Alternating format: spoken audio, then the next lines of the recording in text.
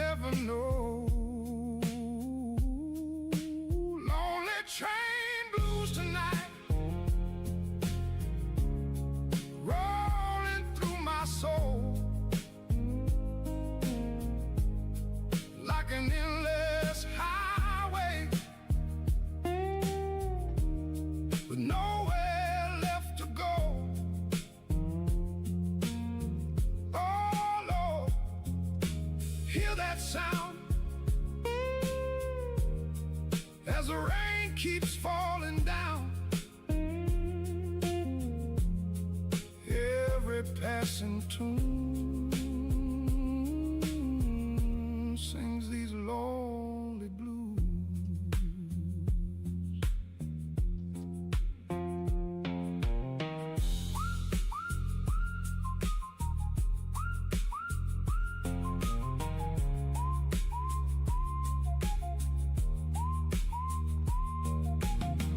Dusty suitcase lying by the door. I've seen too many towns before. Every neon light starts looking the same.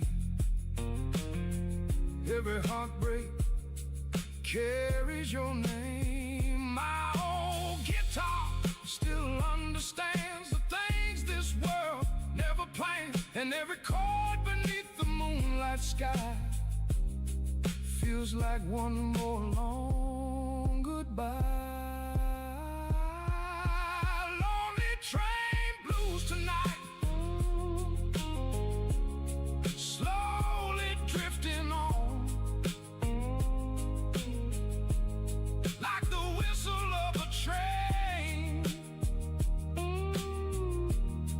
just before the dawn. Every road I take, every mile I lose, still leads me back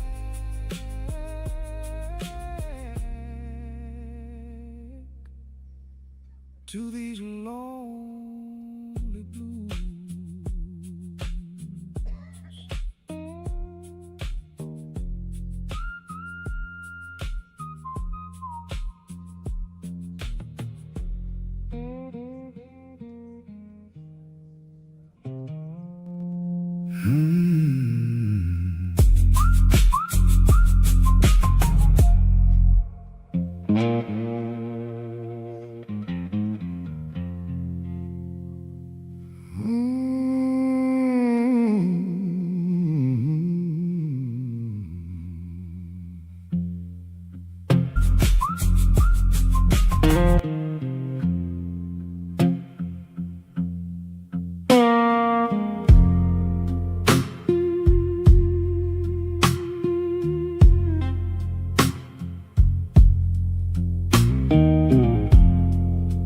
Rain keeps falling on the Mississippi road.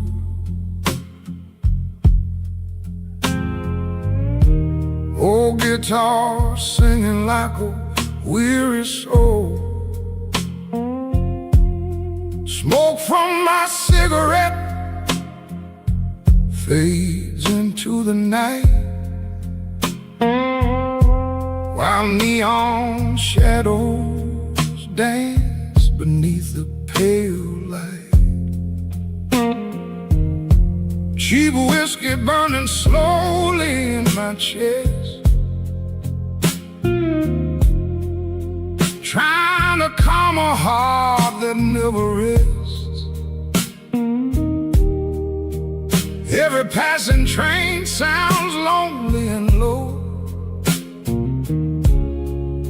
like memories from a life long ago. These midnight river blues keep pulling me down slow, like muddy southern water where broken dreamers go. Oh Lord, hear me tonight underneath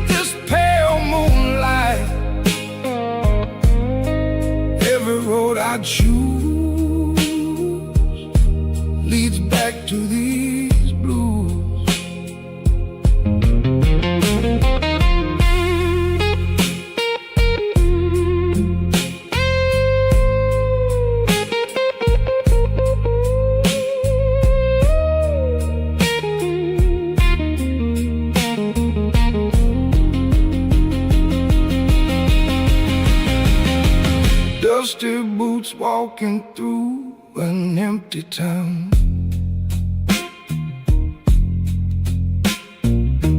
Every lost soul keeps looking down. Oh, jukebox crying in the corner bar, playing songs for hearts left scarred. Wind blows softly through the southern trees, like ghosts whispering old melodies. And every note my guitar plays tonight feels like holding on to fading light. These midnight river blues run deeper every year, like thunder in the distance, slowly drawing near. Oh Lord, hear my cry beneath this endless sky. Every dream I lose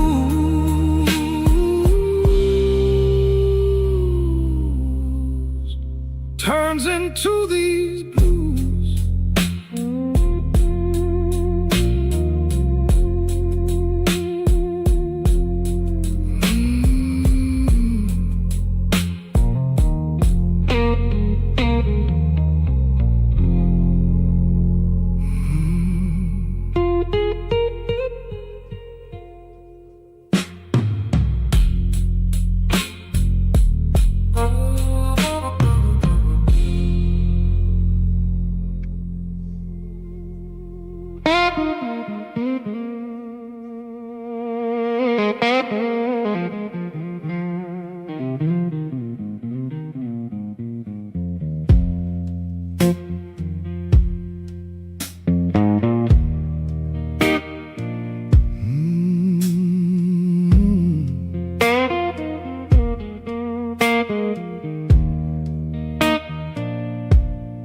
Neon signs glowing through the midnight rain. Every small town highway starts to look the same. Cheap whiskey bottle resting by the sink, while lonely hearts sit quietly and think.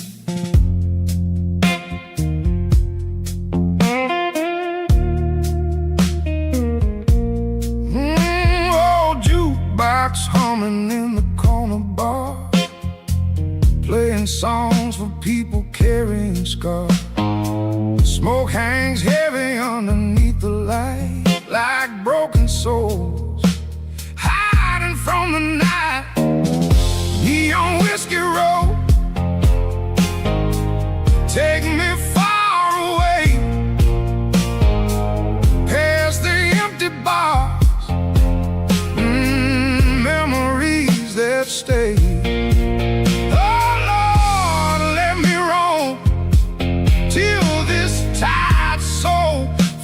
Home, every road I choose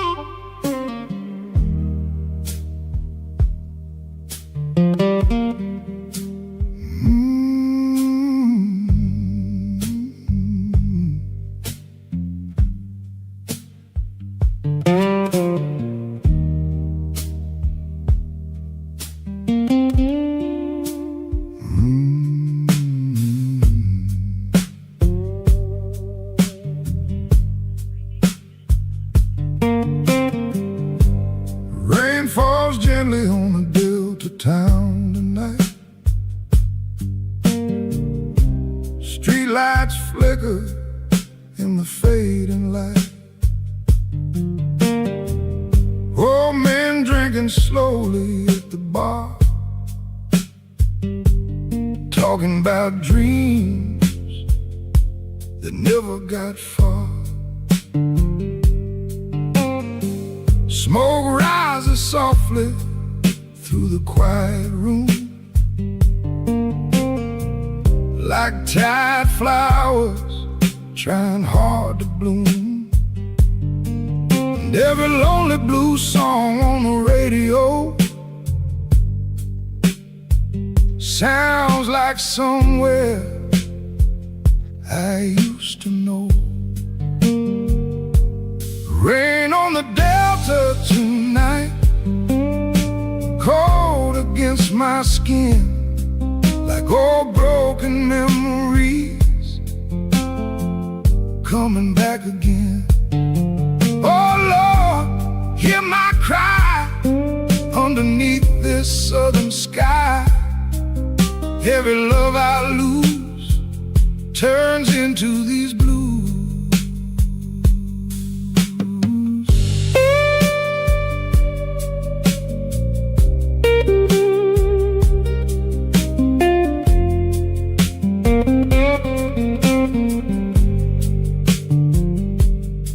My guitar rests heavy against the wall, like it already knows the rise and fall of every lonely soul that passes through, searching for something. I mean, you think we settled the war in Ukraine in our 30 minutes in there here in Asia? That's not the way it works. Look, we had a good conversation, a frank conversation. I'm not going to tell you what we talked about because these diplomacy doesn't work well when you run to the microphones afterwards. Suffice it to say, I'll tell you what I told you yesterday. The United States, the president's been clear that we want, if we can, we are prepared to play a constructive role in bringing Another lonely heart is losing time. Rain on the Delta tonight, slowly washing through like muddy river water, pulling me from you. Every road I roam, every dream I chase, the president will host the 13th still leaves these old blues of this term at Camp David, which will be a lot of fun. written on my face. Turning now to the economy. A little more than a year after President Trump signed the Working Families Tax Cuts into law, this historic legislation continues to deliver on its promise, unleashing a genuine boom for American workers, families, and small businesses. The numbers speak for themselves. This was the biggest tax refund season in American history, with the average refund exceeding $3,400, an 11% increase over the last year. American families and workers claimed $82 billion in direct tax relief, and 97% of filers received a tax cut. More than 29 million workers claimed no tax on overtime. More than 35 million seniors claimed no tax on Social Security, and nearly 8 million workers claimed no tax on tips. Thanks to the other pro-growth provisions in the Working Families Tax Cuts, like making the 20% small business tax deduction permanent and delivering 100% expensing for new factories, equipment, and research, the Trump administration is setting up American manufacturers and workers to thrive like never before. Just this week, the National Association of Manufacturers, which is the largest manufacturing association in the country, released a detailed report showing exactly how these tax cuts are driving investment, job creation, innovation, and long-term growth in all 50 states. In fact, I'd like to take a moment to highlight just a few of the real American businesses that this law is helping. Pivot Manufacturing in Arizona made the largest equipment purchase in company history after the Trump tax cuts gave them the long-term certainty to invest with confidence. Winton Machine Company in Georgia is on pace for the best year in its history. Ketchy Inc. in North Carolina was able to purchase new machinery and expand its workforce by 25%. And Juergens in Ohio expanded its brand new facility to increase production. And they're also paying their workers even more thanks to the no tax on overtime provision. These are not just great statistics. These are American businesses with the confidence to grow, hire, and invest right here at home rather than offshoring their jobs. And a business opening or expanding in this country means more opportunity and higher wages for American workers. It means a chance for the American dream for young families, and it means restoring the belief that we can make and build things right here at home. This is what President Trump promised, and it's exactly what he is delivering with the help of Republicans in Congress.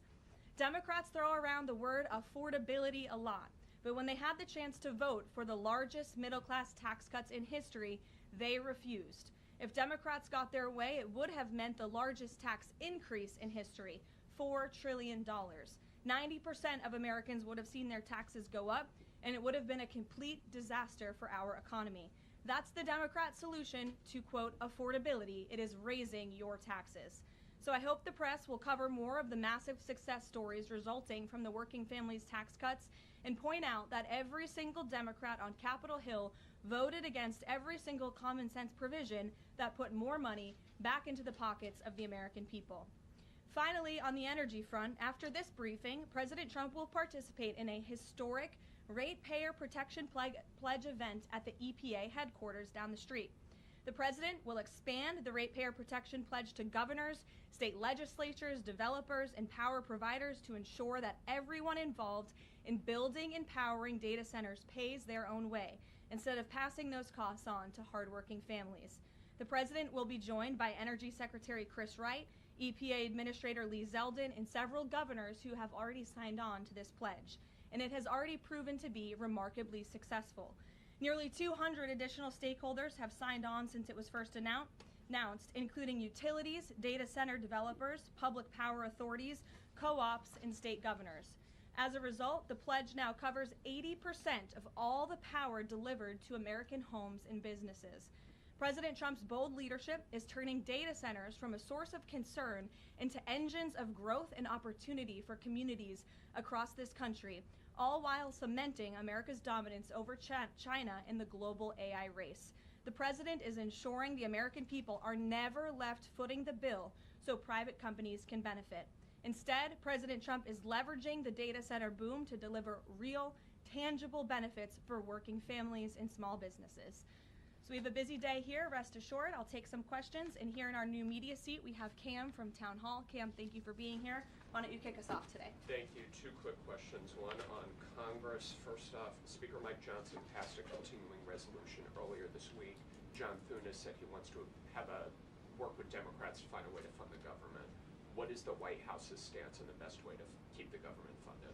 Well, the White House's stance is that the government needs to be funded. This president and Republicans on Capitol Hill from both chambers, as you just mentioned, the House and the Senate Republicans want to keep the government open. We want to work together to find ways to do that, and the White House will continue to have discussions with Senate leadership on the best path forward. I don't want to get ahead of those conversations, but the most important thing for the American people to know is that this president and this White House wants the government to remain open, unlike the Democrats in this town who have been acting as obstructionists. We've seen time and time again, they have chosen to block this administration, to block Republicans in Congress from keeping our government open, which does not help anyone, and it especially hurts the American people who depend on our government remaining open so they can access the critical services that our government provides to so many Americans across the country. So these conversations are continuing, but I think I just made the president's position quite clear. Thank you. And then on the Saudi Arabian nuclear deal, what steps is the U.S. taking to get Saudi Arabia to sign the Abraham Accords? Sure. Well, the president himself has spoken on this many times. His Truth Social post this morning, and I will read it for those at home who missed it. The civil nuclear deal, there will be no enrichment of material, an important point being made between the Department of Energy and Saudi Arabia, which pertains only to non-military use, will be approved, but is totally subject to Saudi Arabia joining the very respected and successful Abraham Accords. The United States is not opposed to civil nuclear facilities, as we all know. Look, this is a condition that the president has spoken about many times with our Gulf and Arab allies. He wants to see these countries sign the Abraham Accord. It was one of the most historic accomplishments of his first term, and it continues to be a long-term goal of his to expand those accords to ultimately come to a place where the Middle East can be a peaceful and stable region. And yes, this deal with Saudi Arabia, the energy deal, is contingent on this condition as far as the president is concerned. So we'll continue to talk with our Saudi counterparts to get the deal finalized and hopefully see them joining the Abraham Accords very soon. Thank you. Gabe. Caroline, thank you. With regards to the Saudi nuclear deal, why was that condition not mentioned yesterday when the Energy Secretary announced it? Well, look, the president is always the final deal maker, as you know, and this is something that he has mentioned on numerous occasions going back. I can provide you with those statements, and he has said if they don't join the Abraham Accords, the deal is off. So we'll continue to have those conversations with our Saudi counterparts moving forward. So the deal is dead if Saudi Arabia doesn't join. And have you any No. indication that Saudi Arabia is even considering this? Again, the president has spoken directly with the Saudis about this in numerous conversations in the past, and the administration will continue to engage in those conversations. Will Saudi Alexandra. Arabia be exempt from international inspections as part of this deal if it moves forward? I don't want to comment on the specifics of the deal as we're still, again, as I just said, talking especially about this very important condition that the president raised this morning. Alexandra. So good to see you now that you're You back. too. So Treasury Secretary Bessent voiced concern this week on China potentially distilling or stealing AI technology from the United States, kind of manipulating it as their own. Anthropic said that the largest distilling attack happened last month. Do you think this will come up when the president meets with President Xi in September? Well, I have had the honor of being part of some of the meetings and discussions between President Trump and President Xi, and I can tell you there is always a wide range of topics that come up. I would imagine this would be something, it's of high importance to the president and of this administration to obviously ensure that America remains dominant in the AI race, and we're obviously tracking the particular situation that you mentioned. I have one more if you don't Sure. mind. This week we've seen some major players in Democrat politics voicing or alerting really on how much influence socialism, communism has had now on kind of mainstream Democrat politics. Is there any chance that the president would be interested or is considering working with left of center Democrats to push back on this? Well, unfortunately, we don't seem to have too many of those left in the Democrat Party. We have literal self-proclaimed communists who are winning elections and who are claiming to be the new leadership of the Democrat Party. I think the vast majority of Americans understand the dangers of communism. Just look at countries all over this world. As an example, Cuba right now is a country that is about to be a failed state because of the communist policies of the past several decades. Communism should never be allowed to lead this country, and the president obviously is strictly opposed to it and all the dangers that it reaps. We've seen it happen across the world. Meredith. Just to continue on the Saudi nuclear deal, do the Saudis agree with this interpretation since it wasn't part of the initial agreement? And has the president talked to MBS since this new condition was announced? As you know, the president just put out this statement a few hours ago. I don't believe he's had a call with MBS in the hours since. However, this is something that he has raised in previous conversations and has also said many times in the past. John, in the back, go ahead. Thanks a lot, Caroline. In regards to this deal, in the past, the Saudi government has said they will not consider entering into the Abraham Accords unless and until there's a Palestinian state. What makes you think that they're going to change their minds on their position regarding that? Again, I won't get ahead of the president's conversations, but this is something that he feels very strongly about and has spoken about it in the past and will continue to uphold. Can I ask you one other question? Sure. Just playing devil's advocate, why does Saudi Arabia get a civilian nuclear deal, but Iran doesn't get a civilian nuclear deal? Well, again, this agreement is still being worked out. Well, it will eventually, hopefully, be finalized with the condition that the president spoke about this morning. But this agreement in particular, as it's been discussed thus far, does give priority access for American companies in the Saudi nuclear energy program, which will ultimately benefit American industry workers and supply chains. So the deal that has been discussed thus far and will continue to be discussed absolutely puts America first, and that's obviously very important to this president. Ed. Thanks, Caroline. So Friday, the Section 122, the 10% global tariff, goes Yes. away. Is the president going to ask Congress for an extension, or what's next? Well, I know the USTR, our great Jameson Greer, trade representative, will be having an announcement on that very soon, later today. I don't want to get ahead of him, so I would just tell you to stay tuned for more details. Okay, and then one more on the president's going to have some big utility companies at this event later on today. We're now a year and a half, so to speak, into his pro-energy policies. Is he going to pressure those executives to lower energy prices, not just maintain the prices? Well, look, as I mentioned earlier, the Ratepayer Protection Pledge is a novel idea drawn up by this president and his team to ensure that data centers in communities, where those communities want data centers, that these big CEOs and energy companies are picking up the tab for the energy costs in these communities, so the American taxpayer not being fronted with those bills. And the pledge today is being expanded to acknowledge all elements involved in building and operating data center, the governors who appoint the state regulators, who set the power prices, the utilities and the co-ops that sell the power, and in addition to the tech companies that have already signed the pledge. So you'll continue to hear more about that from the president in a few hours at 2:30 when he goes over to the EPA. Sophia. Have you spoken to the president about what he wants to do about Chinese AI models if they are found to have stolen American IP? Does he want to sanction them? Or what actions can be taken without undermining broader U.S.-China trade talks or cutting off American startups that are increasingly reliant on them? Sure. Well, I won't get ahead of the president on any potential actions, but obviously these conversations are taking place, and again, they're of the utmost importance, not just for our national security, but to ensure America remains dominant in this space. Stephen. Thank you, Caroline. Two questions.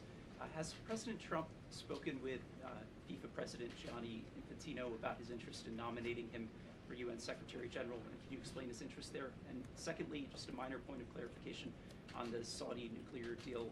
Did Prime Minister Netanyahu request this provision? Not to my knowledge, no. Again, as I told you, this was an idea the president has long had. It was the president and his team in the first term that began and signed the Abraham Accords with several countries in the region, between those countries and Israel. And the president obviously wants to expand on that historic accomplishment from his first term. To your first question about Gianni Infantino, I don't know if he and the president have discussed that. I haven't been present for all their conversations. I know they speak quite frequently, and the president has a lot of respect for Gianni and what he has done with FIFA. As we all just saw, the World Cup was a tremendous success here at home. It not only was hugely beneficial to our businesses and our local economies across the country, but I think it showed that America is the greatest country on earth, and the president is grateful to Gianni for all of the efforts that he had to make that dream a reality here in the United States. Danny. Thanks, Caroline. Is President Trump or the administration, do they have any plans to intervene in the extradition process for the Tate brothers? No, we've already answered that question. Elizabeth. Thank you, Caroline. Secretary Mullen said that election officials that knowingly allowed non-citizens to vote could be prosecuted and fined. Is this option being considered in New Jersey after the governor revealed that thousands of non-citizens were registered to vote there? Well, for any prosecutions, obviously, I would always defer you to the Department of Justice. But what I will say on New Jersey and this governor, the fact that she just all of a sudden decided to put out a press release saying President Trump and Republicans have been right about non-citizens on our voting rolls is not a coincidence. I think this governor is saying this because she realizes this administration is serious about getting to the bottom of illegal aliens voting and being on our voter rolls in our country. The Secretary of Homeland Security, as you know, sent a letter to several states, including New Jersey, requesting that non-citizens that are on their voter rolls need to be reported to DHS and need to be removed from those voter rolls. So that's why all of a sudden she is speaking truth about the fact that this does take place in states across the country. It is completely unacceptable to have non-citizens on American voter rolls voting in U.S. elections. And she says it's 6,600. We suspect it's a heck of a lot more, not just in New Jersey, but in states across the country. The president is hell-bent on getting to the bottom of this, and it's also why we need to pass the Save America Act to ensure that only U.S. citizens are voting in U.S. elections. And I understand the House had a great accomplishment yesterday with passing the budget resolution, which has as much of the Save America Act as possible, and we encourage the Senate to move forward with passing that resolution into law so the president can sign it into law by the August recess. It's of the utmost importance to this president, but also to the American people who support this bill overwhelmingly. Mary in the back. Thank you, Caroline. Two questions, one on Sophia Cunningham and then on self-driving cars. Sure. Sophia Cunningham in the WNBA has been attacked as a MAGA Barbie for saying it's common sense for men to not be in women's sports and locker rooms. Is the president following this story, and has he reached out to her? I don't believe he has reached out to her. I know he is following the story. As you know, this is something the president feels strongly about as well, and the American people do too.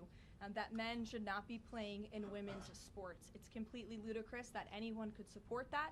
It's even more ludicrous that you do have Sophia Cunningham, a female athlete herself, very accomplished in her own right, coming forth and speaking that truth that men shouldn't play in women's sports. We want to protect women and girls, and the backlash she is receiving from Democrats and left-wing figures across the country is astonishing. They are clearly very out of touch with the American public on this issue, which again is an 80-20 issue. It's common sense. It's rooted in basic biological fact that men should not be competing against women on playing fields across the country. Thank you. And then really quick on Sure. self-driving cars. There's legislation right now to ban China's self-driving car technology from U.S. roads. Does the White House have a position on this? And broadly, how does the president feel about self-driving cars himself? Well, you know, the president did have a red Tesla here at the White House for quite some time, so he's a supporter of them. I know he's purchased some self-driving cars for his family members, his grandchildren, so I think he supports them and Americans who want to drive them. But with that said, I don't know about the specific legislation. I will check in with our Legislative Affairs Office and we'll get you a statement on that. Reagan. One question for you on Thune and then one on Darlene Graham. The president seemed yesterday frustrated with Leader Thune when he was speaking in Georgia. Is his patience running out with Leader Thune? And then the president recently endorsed Darlene Graham right after her appointment to Senate. What caused him to endorse her so quickly? The president met with Darlene and thought she will be a great representative for the great people of South Carolina and will carry on her brother's legacy of public service in that beautiful state. So the president is fully supportive of Darlene in her honorable decision to run and again to continue her brother's legacy. With respect to your first question on, remind me? Leader Thune and if his Yes. patience is running out. Look, the president spoke about this directly yesterday.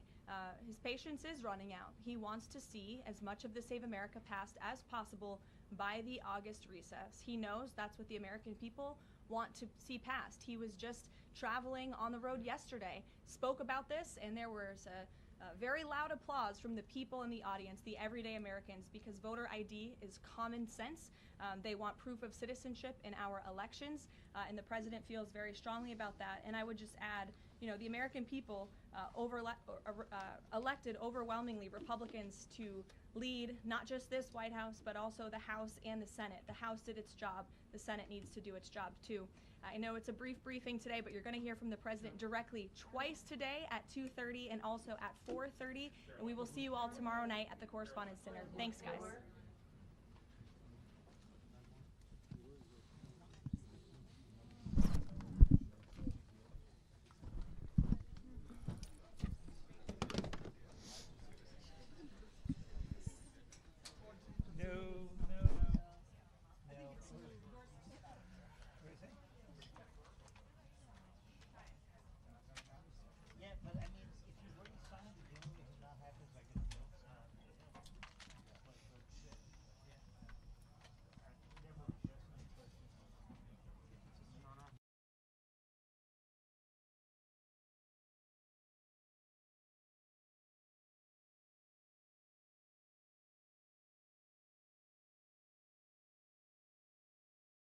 Down here to that decision less than half an hour from now. And the dot plot especially is the market is very likely to be paying attention to whether or not cuts are going to materialize in a more material way this year than was expected even just a few months ago. Just to set the baseline here, watching the markets before we get into our special coverage, we're going to kick things to New York in just 1 minute with Tom Keene, Jonathan Farrow, and Lisa Abramowitz. The S&P 500, Kaylee.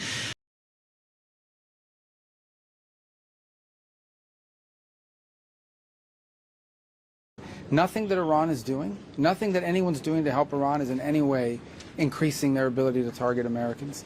What you need to all understand, because we've explained this repeatedly, is Iran has spent the better part of 20 years not just sponsoring terrorism, but building long-range rockets, short-range missiles, and drones. And they were intending to build them a lot more. They were intending to double their stockpile. The stuff you're seeing them use now, they were going to double that. And they were going to use that and hide behind that to say, we're untouchable. We can now do a nuclear weapon, and you guys can't touch us or we'll overwhelm your air defenses, which is why the president had to address this threat. And he did, and he should have. Another president should have done it earlier. The world will be a safer place because we addressed it. Unfortunately, in the short term it creates disruptions, but you know what's really disruptive? A nuclear weapon in the hands of these radicals. In Ukraine, do you sense that the momentum is shifting a little bit in the conflict? And if so, does that manifest itself? I think it's a bloody war. I think it's a very bloody war. I think, Russia's now suffering strikes deep in their territory. That's something you didn't see. At the end of the year, the winter's still going to hit Ukraine, and they're, obviously going to have to defend their airspace. People suffering every day. I think it's the only conflict, I've been told, it's the only conflict that anyone in the military can recall where the killed in action rate is higher than the casualty rate. That's how bloody it is. The Russians, I believe, are losing upwards of 5,000 to 6,000 soldiers a week. That's a staggering number. That, or well, look, guys, when I have these talks, these things don't work well unless I come out here and characterize what the other side is saying. Suffice it to say that I think it's obvious to everyone that this war is very bloody. And look, Ukraine's paid a tremendous price as well. We've seen, civilian deaths, strikes in Kyiv. We've seen some of that increase. Certainly, this war has not been good for Ukraine either. So I think both sides should have an incentive to bring it to an end. That's been the challenge, is an end that both sides can accept. And we've tried and we'll continue to try to see if we can, find a middle ground that brings this about. And we're prepared to play that role if the opportunity presents itself. We expressed that today, and we've expressed it in the past. Russia launched live fire drills in the Taiwan Strait. Yeah. And apparently used water cannon on Philippine vessels near Scarborough Shoal. Yeah, those are two separate incidents. Two separate incidents, right, as your Chinese. Yeah, look, they know where we feel about those issues. Obviously, we publicly expressed ourselves on the missile launch. It's a destabilizing event. And on what's happened with the Philippines, obviously we saw that too. The whole world saw it, and it's disturbing, and these challenges and these claims of sovereignty over territory are a growing challenge. It's why we continue to reiterate our commitment to our treaty partners, but also our commitment to freedom of navigation and respect for territorial rights in the region. And it's one of the cornerstones of our engagement in the Indo-Pacific, and especially via ASEAN. And I made that point in every forum that we've had here. Sir, President Trump, he said on True Social that the U.S. is going to bomb and destroy a bridge or power plant every time that Iran targets a ship in the Strait. Is he talking about civilian infrastructure there? And do you think that is this is what he's talking about. Iran is begging us, okay, both directly and indirectly. Let's do a deal. Let's talk. Iran is begging every day. The problem with Iran is every time they make a deal, the people that are in charge there, they either break it or they want to change it. So it looks like they're not ready to make a deal. So they're going to continue to pay a price. And every night the price gets higher and higher and higher. And that's what's happening now. And until maybe in a few days they'll be ready to make a deal once they realize that this is not a winning proposition for them. And that's what the president is outlining. The idea that this is going to continue, it's not going to continue this way. The price will continue to get higher every single night until they come to their senses. Right now, apparently they haven't come to their senses, and so the president doesn't see a lot of utility in responding to their overtures at this point, because frankly, Iran is clearly not ready to make a deal, at least not one they're willing to live by.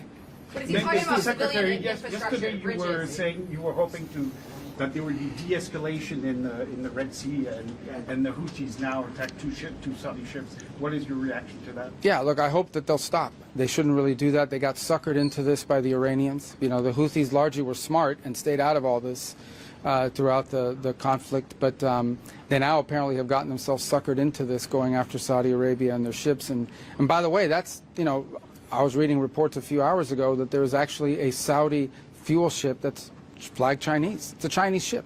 Are they going to blow up the Chinese ship? And this becomes a problem for China. This will become a problem for the whole world. But I hope that will de-escalate, because I think the Houthis, frankly, got snookered into this thing by the Iranians, and they were smart to stay out of it, and they should stay out of it, and they should stop. We'll see what happens there. Obviously, it's not a positive development. We'll see what happens. Secretary, what prompted the easing of... I'm sorry, man. I love his little court reporter thing. It's cool. Why didn't the rest of you guys have this? This guy's the smartest guy here. He's Look a at that. trendsetter. I know he is. You better catch up. All right, go ahead. I'm sorry. Yes.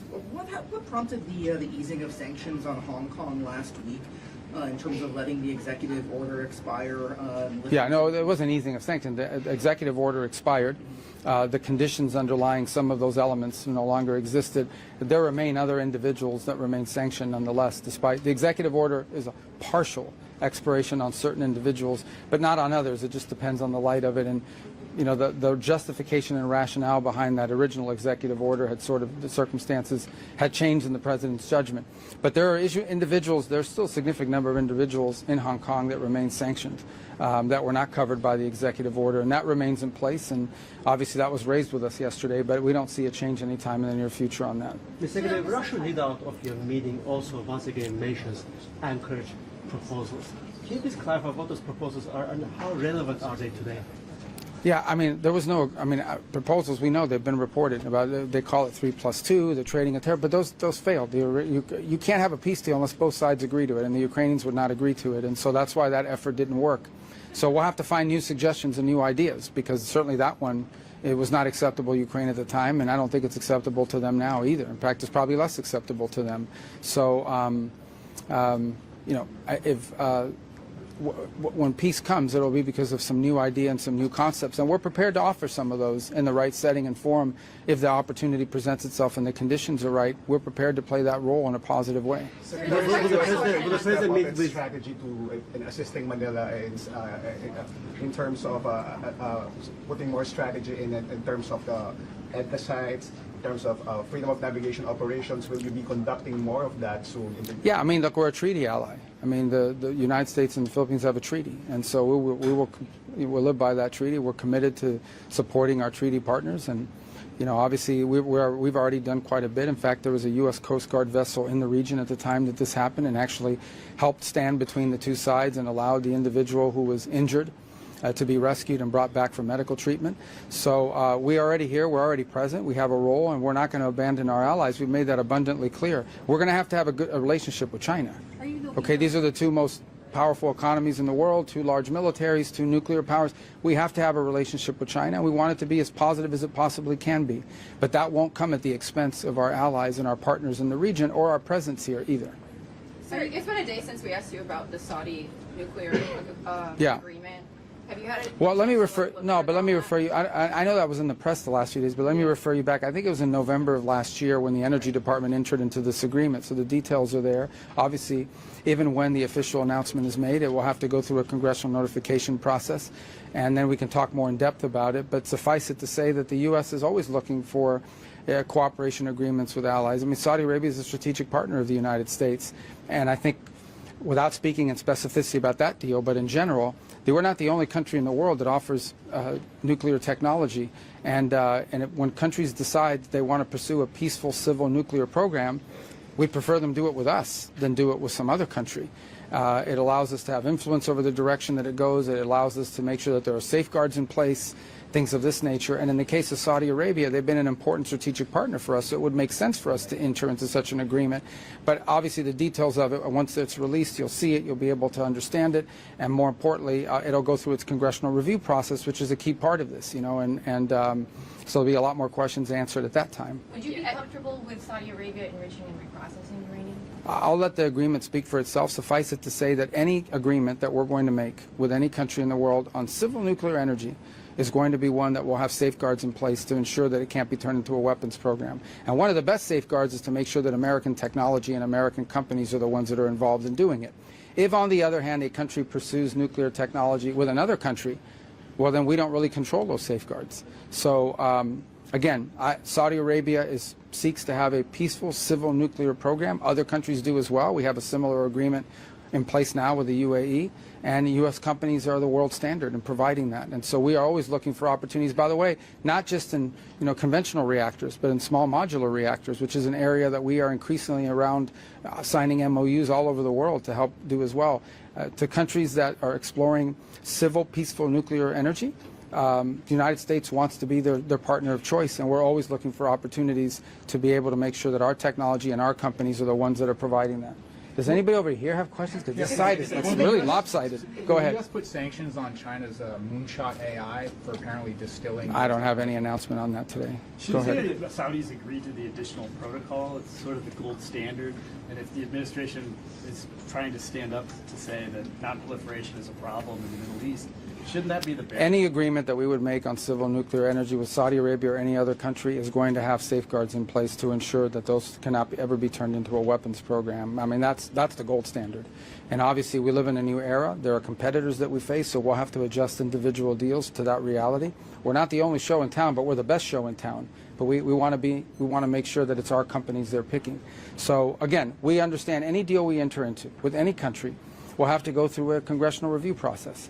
And so we will ensure that in order to get congressional approval, we're going to need to have those safeguards in place, whether they're structured differently how they are from other deals in the past or not will depend on the individual deal. On Cuba policy, you said in recent... I'm in Asia. You're asking me about Cuba. It's far. But you said yesterday you're the main guy on Cuba policy, so we should ask. No, I said I'm most of all. You guys were somebody asked me a question about people that are involved in Cuba policy, so no one's more involved in it than me. So go ahead. This is a good question for you. So you've said in recent months that the economic system can't improve unless there's a change in the political system. But you've been very vague about what that change in the political system would entail. Can you give us some more details with the Communist Party staying in power but a different leadership, with the Castros still being in power? So you want me to give you details on our plan? Yeah. Okay, not today. No, I'm not going to do that. I'm going to tell you this. No, here's what I told you, and this is the truth. The people who are in charge of the country don't know what they're doing.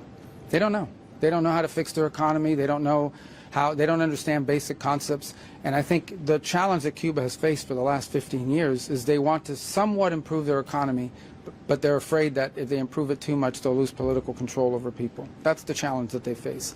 So I think for us, we're looking for an opportunity to influence the direction that goes, because it's 90 miles from our shores, and we want Cuba to be prosperous. We want Cuba to be free. But in that sense, you know, on the level of detail you're asking me, suffice it to say that as long as the people that are in charge think the way these people think and act the way these people act, it's going to be difficult for them to make the changes that need to be made in order for Cuba to have a better future. Because they just really, they don't understand it. Some of them are incompetent, and some of them just basically don't understand, and others are just so recalcitrant that they'd rather, you know, destroy the country than ever walk away from a failed ideology, although I think the number of people in that category is less than it's ever been. But for the most part, it's just people that don't know what an economy is supposed to look like. They really don't. And because they've always relied on foreign sponsors. That regime has survived on subsidies from the Soviet Union and then from Chavez. This is the first time they don't have a sponsor that's giving them subsidies for free.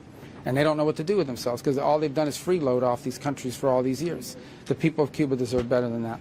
Did you have a question? Somebody, yeah. What are your thoughts on the appropriate defense spending for allies like Japan and the Philippines? What is my opinion on defense spending? Appropriate defense spending. Well, we've communicated that to them, but look, at the end of the day, I still think that, you know, these are partners and allies, but we want countries to assume more responsibility for their own security. And for the most part, I think the countries in this region agree. And so the U.S. will continue to do its part. But by the same token, we're now, in many cases, dealing with advanced and wealthy economies who have the ability to spend more on their own defense, and they should. I think the primary responsibility of any government is the national security of their country. So, you know, but I don't think it's a point of conflict between us and the region. Yes. Are you looking to at least step up this support that you've mentioned, especially near the Ayungin Shoal, where the U.S. Commission BRP Sierra Madre is stationed? Yeah, look, again, we have a treaty agreement with the Philippines that we intend to keep. We have a treaty agreement with that we intend to live by. And we have had a long-standing defense partnership. We don't view that as a hostile act towards anybody. We view it as keeping our commitments to long-term allies with whom we have many shared values, shared history, and we hope shared future. Venezuela, you said that next month, I think, they're going to start this transition First week of talks, August, yeah. Yeah, between the interim government and the 2015 Assembly. The 2015 Assembly. Is there going to be a direct role for Maria Corina Machado and her opposition movement that won? Well, that's up to the Venezuelans to decide. I'm sure she can play a role if they allow, you know, if they want her to. The 2015 National Assembly is the government that we recognized up. You know, that's the government we had recognized up until these changes when we have these interim authorities. But we think it's a really good development. In the end, I would say that in order for Venezuela to have the reconciliation that country requires to move forward on all these other projects, every element of Venezuelan society needs to be represented. And obviously Maria Corina represents an important element of that. I mean, she's got supporters there and people that are supportive of her. And there are others as well. But a reconciliation process, we are there to facilitate it, not to dictate it. And we will certainly provide guidance and support in the direction that it moves forward. We think it's important for the country to do that, and there's a lot to work on. I mean, if you think about in a country like that, that's been under a regime now for 20 to 25 years, political parties have to transition from being street protest movements to electoral forces. You have to have a free and open press so you can communicate it. You have to have an electoral council that actually accurately count the votes. You have to have enough security in the streets to ensure that the ballot box is safe and people aren't being intimidated. There's a lot that goes into an election. Then creating the infrastructure for an election that really was not invested in for a very long time, and in some cases they were hostile towards. So there's a lot of change to happen. But what it requires is patience, persistence. We have to stay on top of it because these transitions do take some time. They don't need to take a decade or even 5 or 7 years, but they take more than a few weeks, especially when you're dealing with something that's been in place for 25 years. Unfortunately, for the people of Venezuela. There's some prominent Republicans who have said they want you to take over the Iran negotiations. They trust you. They think that you will prioritize Israel's interest, and they're attacking Vice President Vance. Who are these prominent Republicans? Senator Sheehy, the Wall Street Journal opinion page. There's people. Well, that's not Republican. That's a newspaper. Well, you're a troublemaker with these questions. No, right. No. Look, guys, listen. Here's the bottom. You know who the lead negotiator is? His name is Donald J. Trump, the President of the United States. That's who dictates our policy. He has a team of people that work together on this. We all have a role to play, depending on what the topic is. We have very good negotiators in Steve Witkoff and Jared Kushner. We have the Vice President of the United States, which is the second highest ranking official, which tells you how the importance we've given this file. Obviously, I have a role to play. The Department of War has had a role to play. That's how we approach it. This doesn't, I mean, it's a combined effort, and it always should be. Do you wish people didn't endorse you to take over the talks yourself? I mean, you're telling me about that, but that's not how our system works. That's not how this administration works. It starts at the top. The president is in charge, and he has a team of people that provide counsel and provide advice, but ultimately whose job it is to execute on the president's directive. We have a great team that works very well together. On that topic, we work well together on a number of topics. We work together as a team on Lebanon. We've worked together as a team on Venezuela. We've worked together as a team on the Thailand-Cambodia peace agreement that was put together. We've worked together as a team. We have a really good core team that works on foreign policy and national security. And oftentimes it's a multi-agency effort because there's a role for Treasury to play. Sometimes there's a role for energy to play. That's how these things work. It's not one person. It's all these different elements of our government that have to work in conjunction and in concert to execute on the president's directive and on the direction that he's giving us. Secretary argued that the ICC threatens the sovereignty of the United States and its allies. How do you reconcile that position with the need for an international mechanism to hold perpetrators of war crimes and crimes against humanity accountable? Well, here's how I reconcile it. We're not members of the ICC. We never signed that treaty. We never joined it. And they somehow claim that they have a right, nonetheless, to go after non-treaty members and put heads of state and others in jail. We've long had quarrels with them, and we have lunatics and crazies involved in the ICC that are talking about charging members of the U.S. military, maybe even the president or a future president, with crimes. I mean, it's not going to happen. It's just not going to happen. We are not members of that court. We never signed on to that treaty. They need to understand that. If people want to sign on and be a part of that stupid organization, they can. But we're not going to be a part of it, and they're not going to apply their jurisdiction to Americans. That's just not going to happen. We're not going to tolerate it now or in the future, and we've warned them about it repeatedly. And now they're going to see the consequences of ignoring us. Mr. Secretary, can I come back to Ukraine, please? You want to go back to Ukraine? Oh, as a question, you're saying? As a question, okay. yes. Yeah. And you're meeting with Mr. Lavrov. The Russian Foreign Ministry issued a statement saying that Mr. Lavrov told you or asked you or said to you that the U.S. needs to stop arming Ukraine. What was your reaction? And there's a statement. They said that. Yeah, I know. I mean, I don't know what their statements say. I know what happened in our meeting. At the end of the day, what did you say? Well, first of all, the U.S. position on it is we sell arms. Yeah. We sell arms via Pearl, which is an initiative we have through NATO.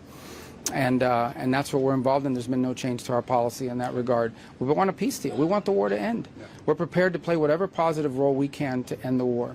And that, in order to end this war, will require something that both Russia and Ukraine can agree to. That's not going to happen at a press conference. That's not going to happen in one meeting here in the Philippines. That's going to require a lot of work. We've invested in the past in it. It was unsuccessful, or at least unfruitful at the time. if conditions and factors have changed to make that possible, we're ready to go.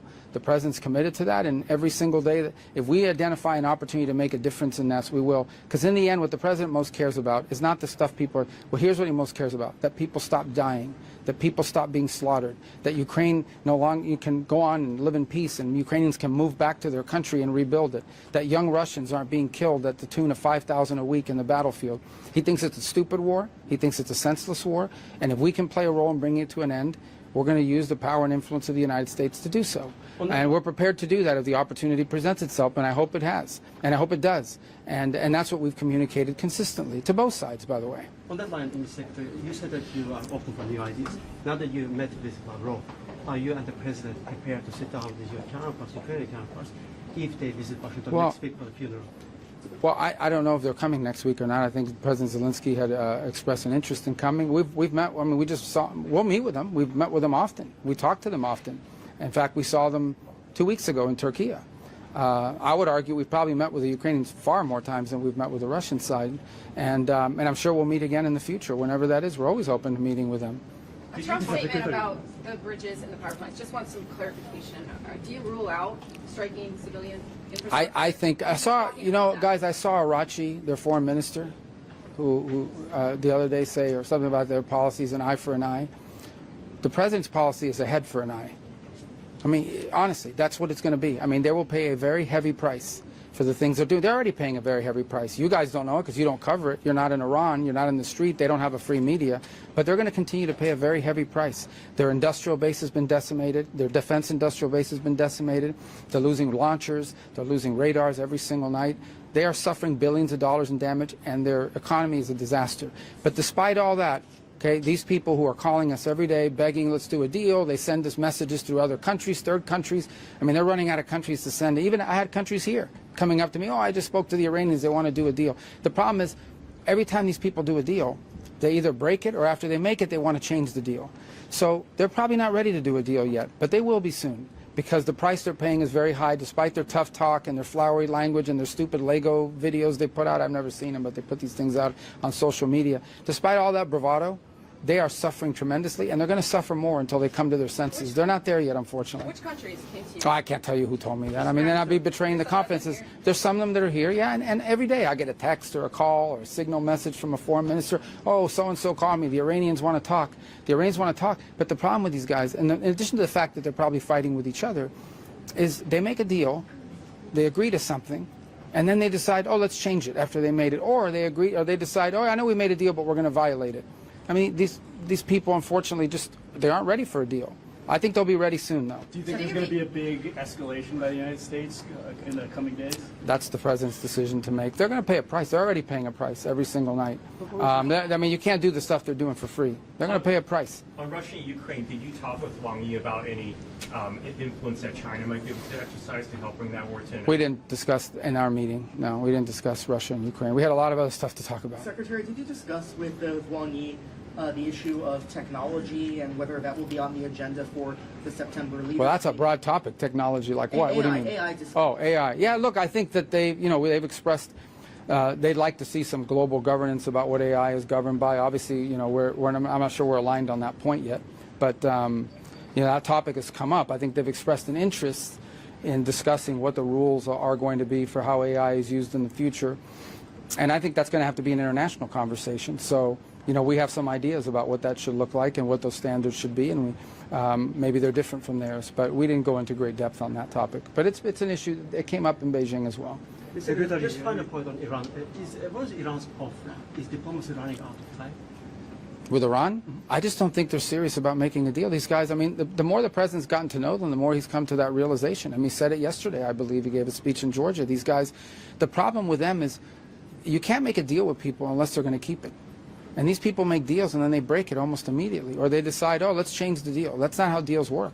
I mean, they violated the MOU within days of it being implemented. We kept our end of it, so now they're paying the price for it. And maybe they'll change their mind here over the next few days as they continue to suffer great losses. Mr. Secretary, you know the Senate better than most anybody.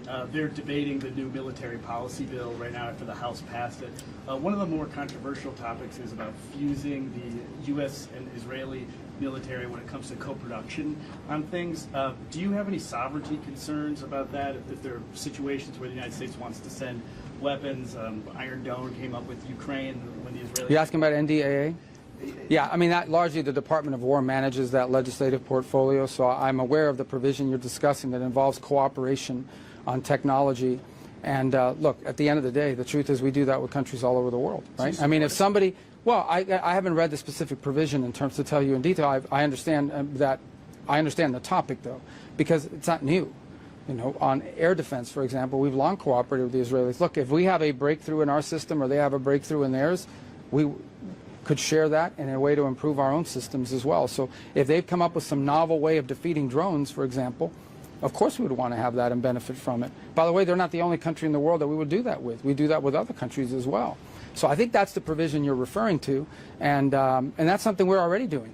I mean, that's something that already exists. But I don't think there's any, that's different from sovereignty. I mean, it's not like U.S. forces are going to come under the command and control of a foreign general or anything of that nature. When Ukraine was asking for Iron Dome, the United States and some lawmakers, including Lindsey Graham, wanted the U.S. to send Iron Dome battery that was in the East Coast. Netanyahu vetoed that. That was the co-production. But anytime you enter into co-production, we have those restrictions too.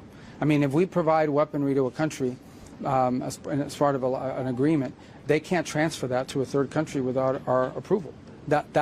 We do the same thing. And Israel's not the only country in the world that does it. Other countries do it with their systems as well. That's just a normal way. When you do arms sales, part of the restrictions is you get to veto them passing it on to a third country. That's not just us to do it or Israel, it's every country. Especially Trump coming to Manila for the ASEAN Leaders Summit in November. I think he'd like to. I don't know what the schedule looks like, yet. I can't commit him to that trip because I don't control his schedule, but he was there last year, and I think that's something that we're going to talk about. It's an important forum, and I think APEC is a few days after. So, I can't make scheduling announcements for you today. Secretary, would you rule out running for president in 2028? Do what? I'm not answering president questions. Come on, guys. Do you think this visit has eased concerns about declining U.S. engagement in Asia? Are there eased concerns about our engagement in Asia? I mean, we're engaged in Asia every single day.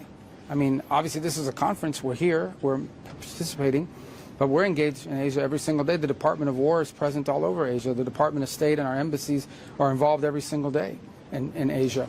We have strong partnerships and economic ties to multiple countries in the region. Virtually every country represented here in ASEAN is someone that we deal with every single day. So there's a lot of competing interests in the world, so I think there's always going to be a concern that America is so focused on one place that it can't focus on another.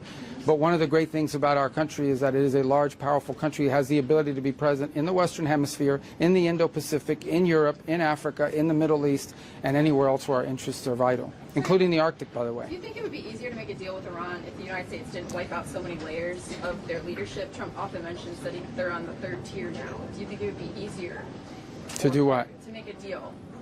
Well, I think the first two layers weren't necessarily the nicest people on earth. So I don't think that, we'll just keep going down the layers, I guess. But I don't, the first two layers were not like reformers. These were not like Renaissance men. You know what I mean? So I don't think that the layers are the issue here. They're just, look, the system is at the end of the day, it's a country run by radical clerics. I think they have political people in their system. I wouldn't call them moderates, but they at least understand like that hyperinflation is bad, high food prices is bad, gas shortages are bad. But I think when you get to that clerical level, these guys are just oblivious to all of that, and they're destroying their country. These are the people. Understand, Iran is a rich country. Iran could be the richest country in the Middle East if they want it to be, but instead, they take their money and they use it and they give it to Hezbollah, they give it to Hamas, they give it to the Houthis, they give it to Shia militias, they give it to sponsor terrorism all over the world, they give it to try to kill people all over the world, they build drones and missiles and pursue a nuclear weapons program. That's what they spent their money on. If they had spent their money on their people and on their economy, today Iran could be probably the richest country in the region if you want to know the truth. Given that, is the U.S. seeking a regime change in Iran or just change in its behavior? I think the U.S. is seeking a denuclearized Iran that will never have a nuclear weapon. The future of Iran, that's obviously, it would be easier to have people in charge that don't want nuclear weapons, but in the end, that's our interest. Our number one interest and the threat they pose to the world is these lunatics in possession of a nuclear weapon. And that's not going to happen, not as long as Donald Trump is president.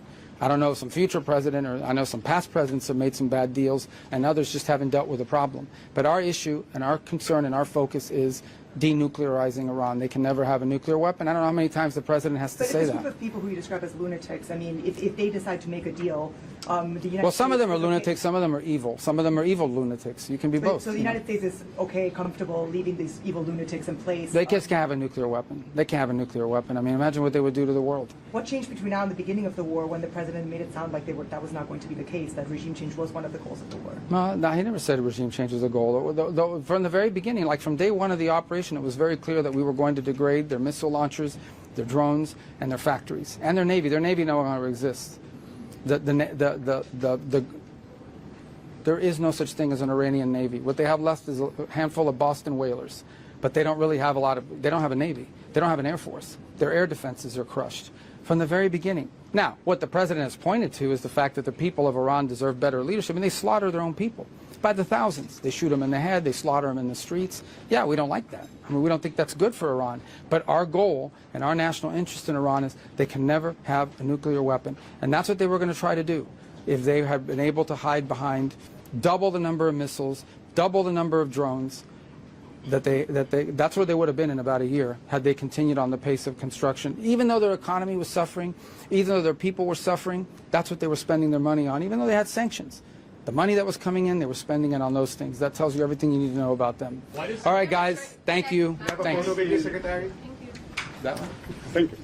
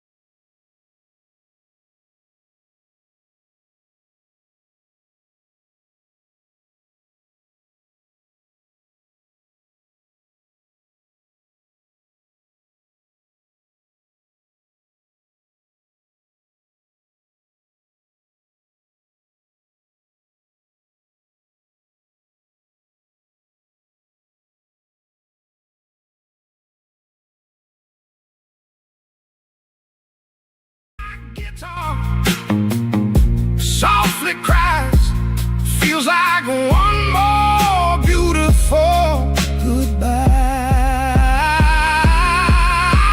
Crossroads, midnight blues, hold me till the dawn, like a fading echo of an old sad song. Every dream I chase, every love I lose, still leaves me standing in these midnight blues.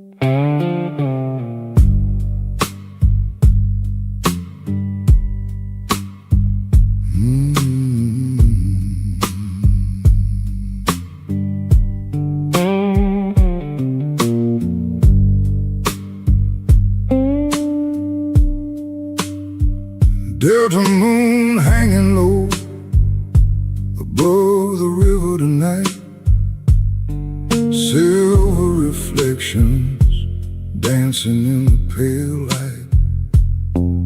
Old wooden porch creaking underneath my feet, while distant thunder rolls through the summer heat.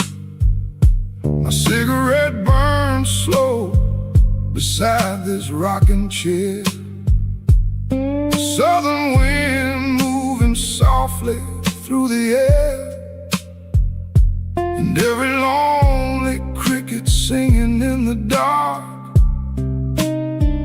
feels like another memory inside my heart. Delta moonlight blues, soft and low tonight, like an old forgotten prayer floating through the night. Oh Lord, hear my soul trying hard to stay whole. Every road I choose leads back to these blues.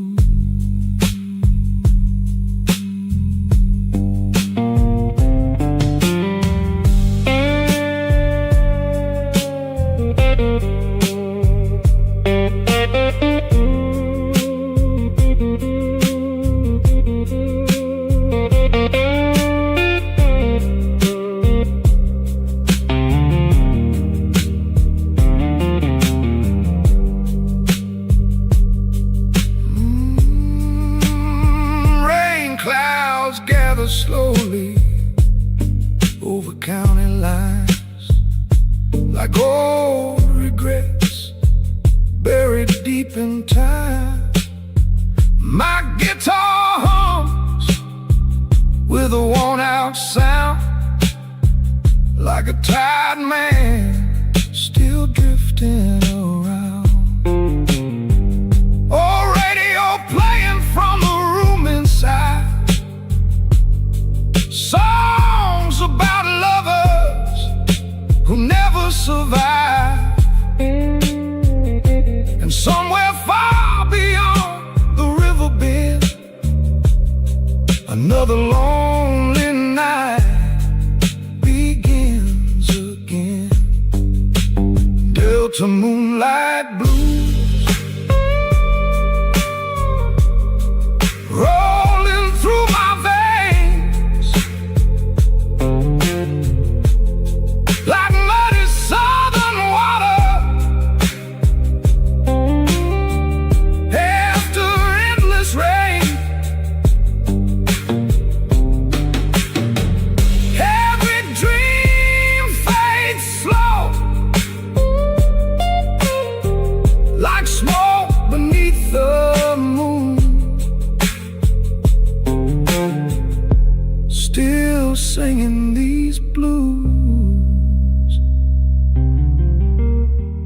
an old forgotten tune.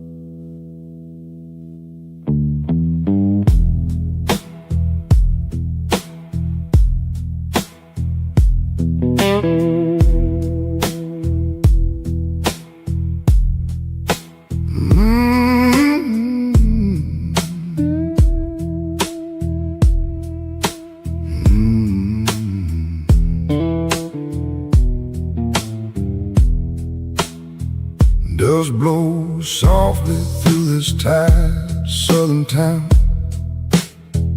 Old pickup trucks and faded signs breaking down.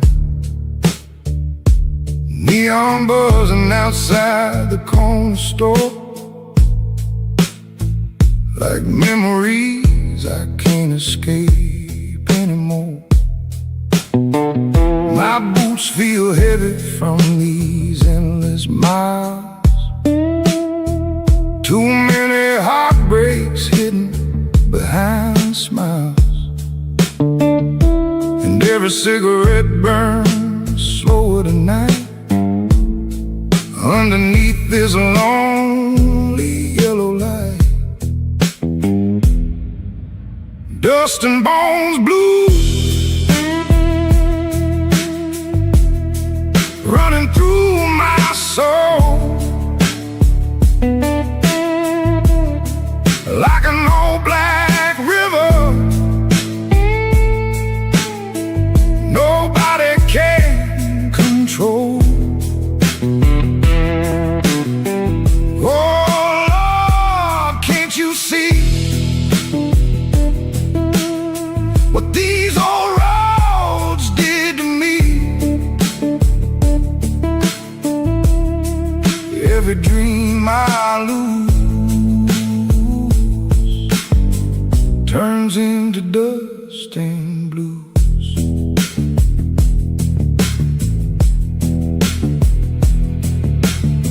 Old bartender says the night's still young, but these tired lungs have sung enough songs. Train whistles echo somewhere far away, like ghosts begging me to stay. My guitar strings hum with a cracked old sound, like a worn-out man still drifting around. And every note beneath this southern sky feels like one more slow goodbye. Dust and bones blues, heavy as the rain, like cold scars hiding deep beneath the pain. Every road I ride, every town I choose, still leaves me stranded with these dust and blues.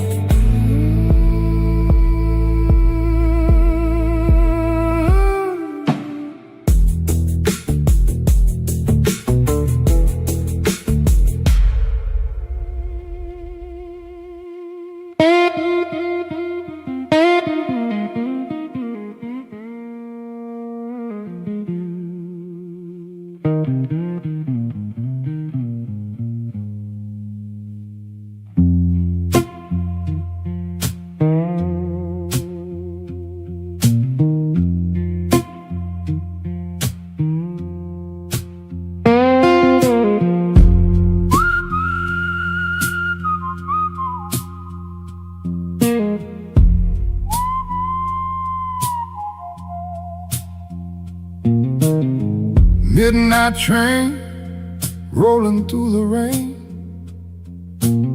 steel wheels crying like human pain. Coffee grows colder beside my hand as I watch the storm move across the land.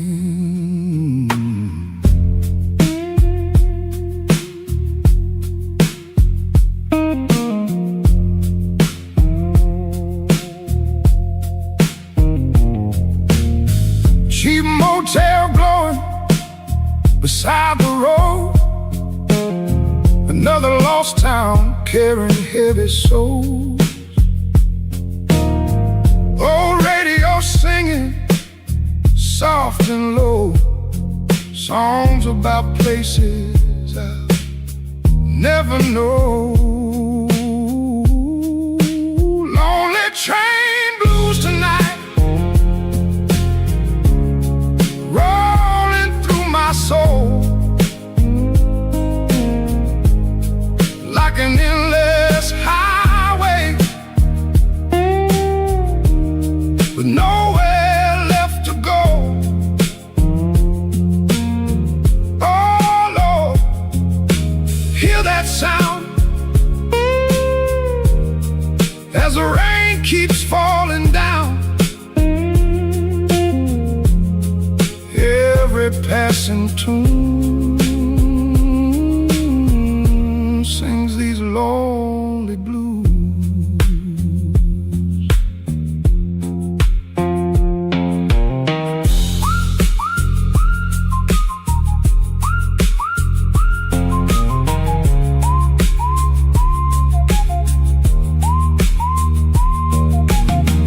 Dusty suitcase lying by the door. I've seen too many towns before. Every neon light starts looking the same.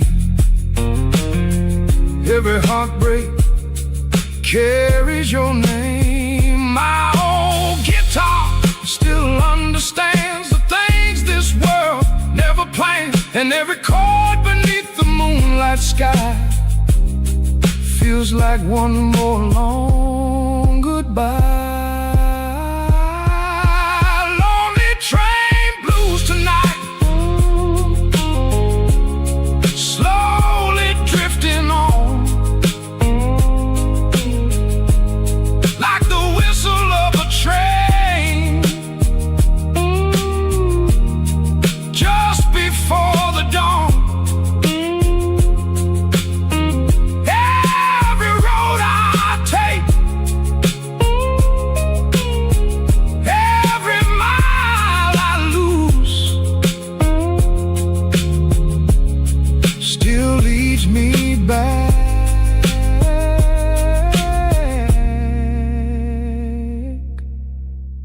to these lonely blues.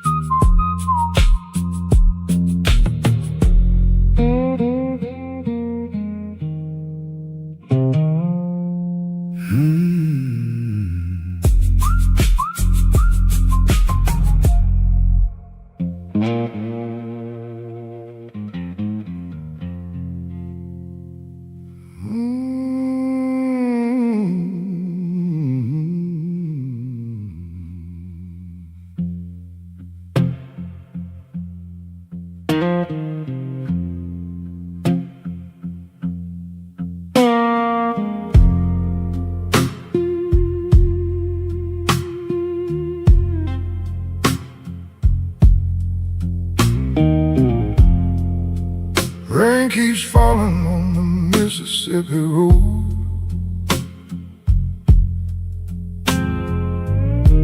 Old guitar singing like a weary soul. Smoke from my cigarette fades into the night, while neon shadows dance beneath the pale light. Cheap whiskey burning slowly in my chest, trying to calm a heart that never rests. Every passing train sounds lonely and low, like memories from a life long ago. These midnight river blues keep pulling me down slow, like muddy southern water where broken dreamers go. Oh Lord, hear me tonight underneath this pale moonlight. Every road I choose leads back to these blues.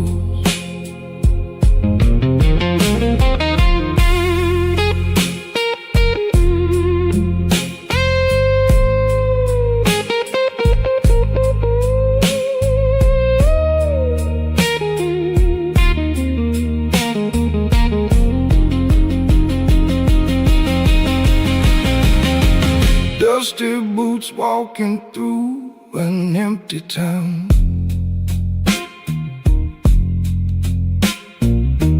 Every lost soul keeps looking down. Oh, jukebox crying in the corner bar,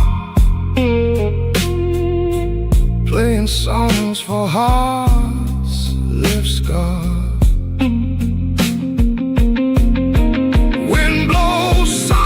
Through the southern trees, like ghosts whispering old melodies, and every note my guitar plays tonight feels like holding on to fading light. These midnight river blues run deeper every year, like thunder in the distance, slowly drawing near. Oh Lord, hear my cry beneath this endless sky. Every dream I lose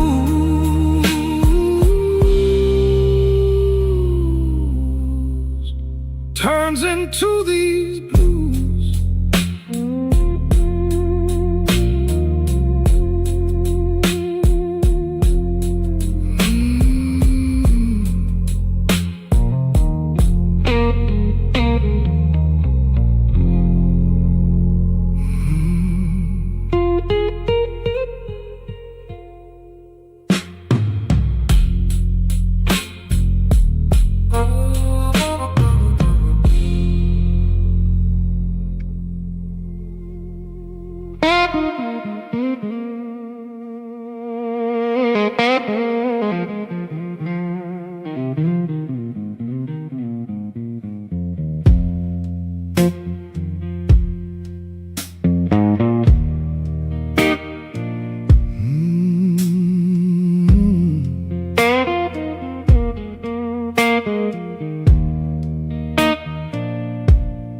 Neon signs glowing through the midnight rain. Every small town highway starts to look the same. Cheap whiskey bottle resting by the sink, while lonely hearts sit quietly and think.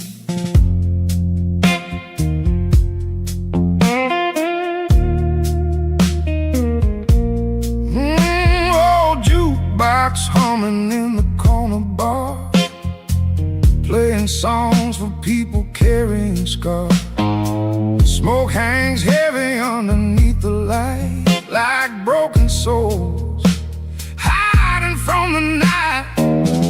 Neon whiskey road, take me far away, past the empty bars, memories that stay. Oh Lord,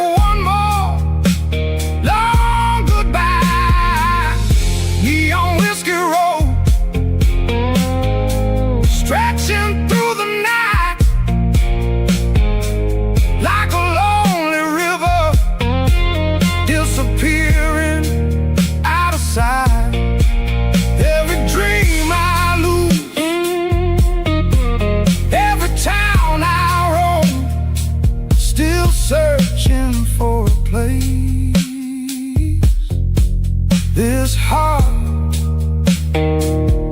can call home.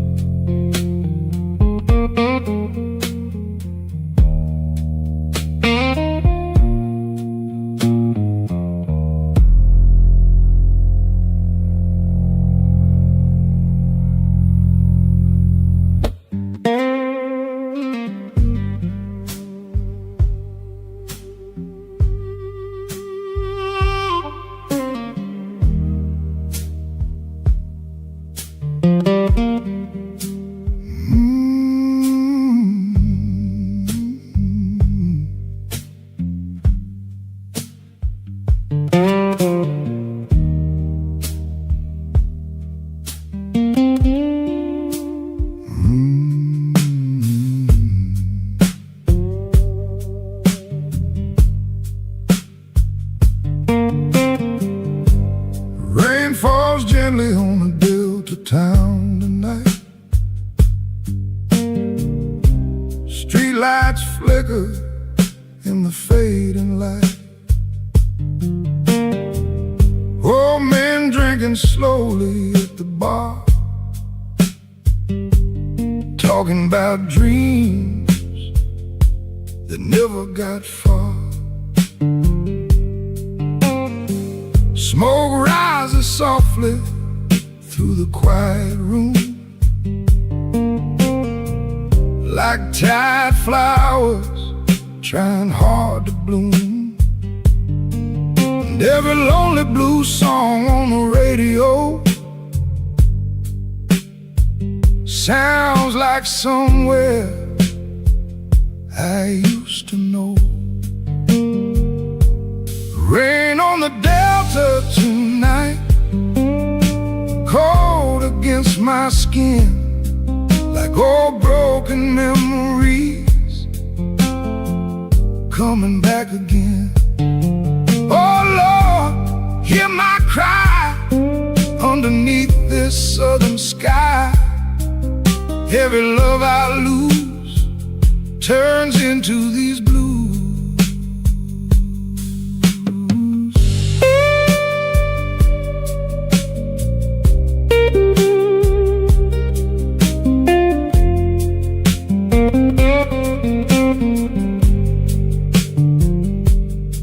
My guitar rests heavy against the wall, like it already knows the rise and fall of every lonely soul that passes through, searching for something real and true. Wind moves softly through the pine wood trees, carrying old forgotten melodies. And somewhere down the darkened railway line, another lonely heart is losing time. Rain on the Delta tonight, slowly washing through like muddy river water, pulling me from you. Every road I roam, every dream I chase, still leaves these old blues written on my face.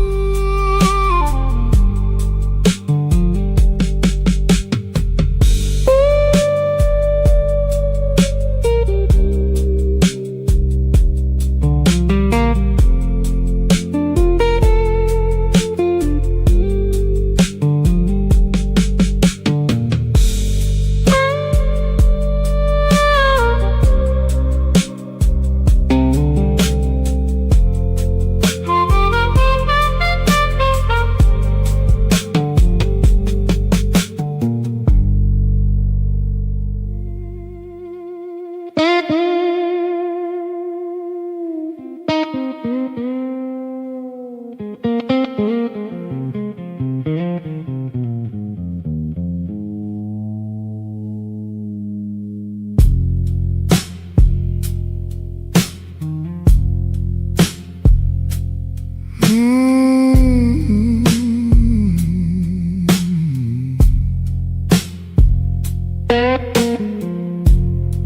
hangs heavy in this old blues bar. Streetlights shimmer from passing cars. Bartender pouring another round slow as old train whistles echo below. My guitar hums with a tired sound, like a lonely soul still wandering around. Every broken memory comes alive tonight under neon glow and candlelight. Smoky Delta night, burning low and warm, like an old blues record spinning through the storm. Every lonely mile, every faded sign still brings me back to the ghosts inside my mind.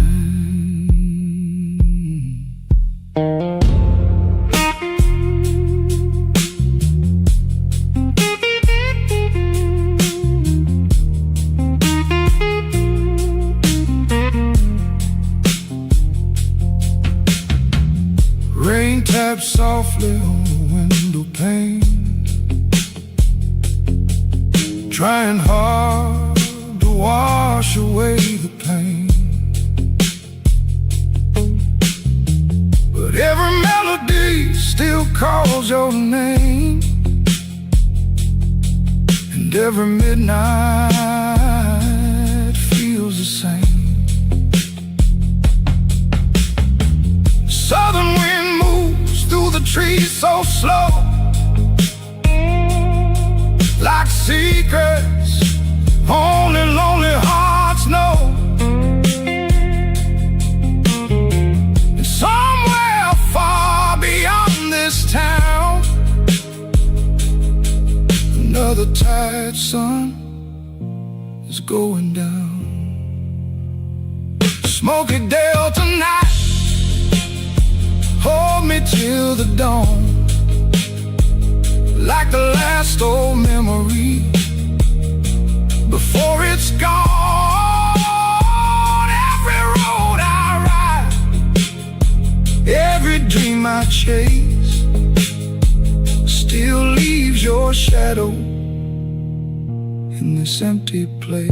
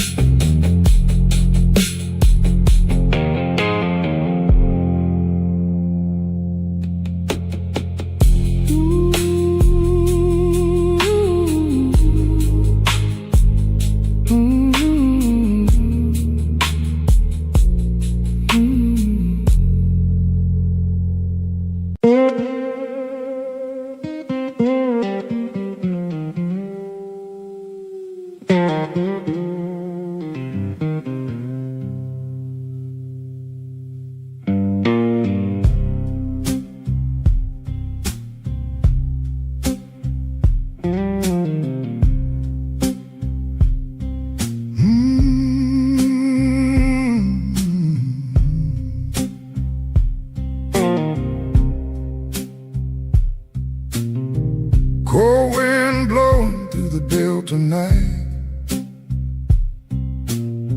rusty street lamp barely shining light. old six-string crying by the motel sign, like a broken prayer lost somewhere in time. River keeps rolling dark and slow, carrying secrets only drifters know. Every heartbeat echoes through the rain, like an old freight train full of pain. These crossroads after midnight keep calling out my name, through empty southern highways and neon-colored rain. Oh Lord, can you hear this old guitar and feel every road I ride leaves another scar inside.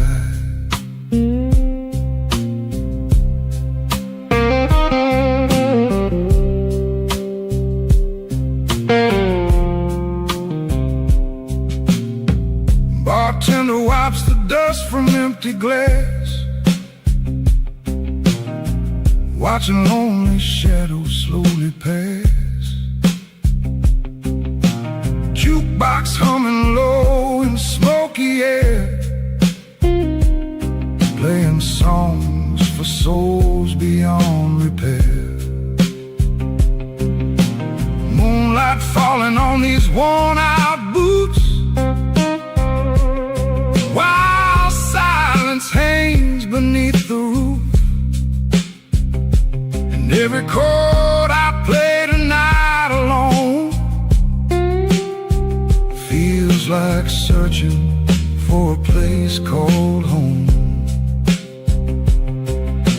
Train wheels crying near the riverside, like the ghosts of dreamers left behind.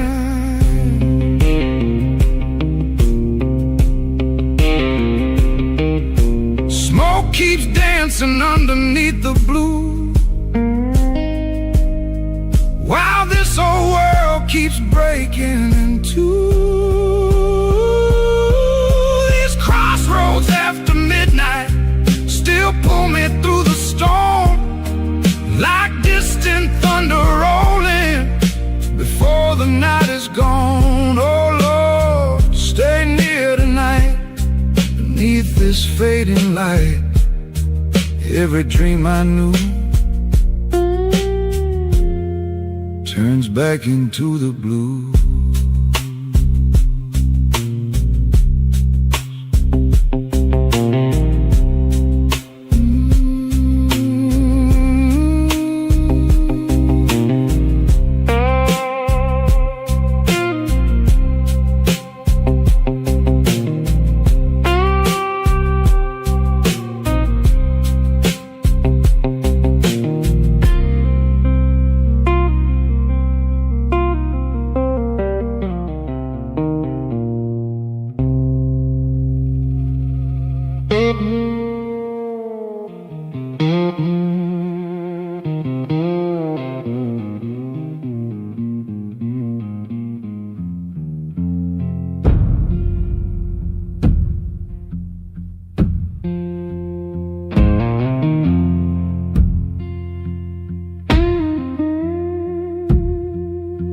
Standing at the crossroads, late at night alone,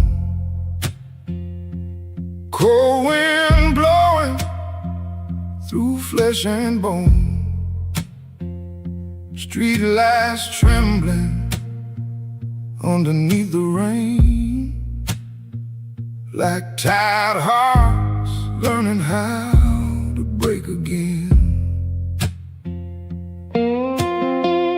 Oh, black guitar hanging by my side, full of songs I've always tried to hide. Every mile behind me feels the same. Every broken town still knows my name. Crossroads, midnight blues, calling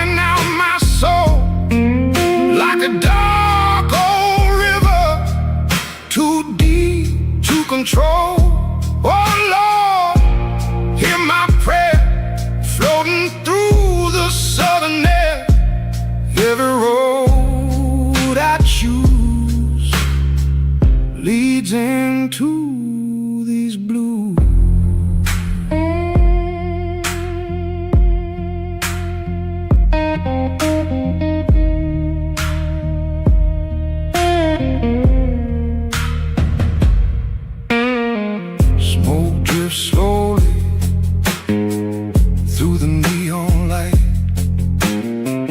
While lonely strangers drink away the night.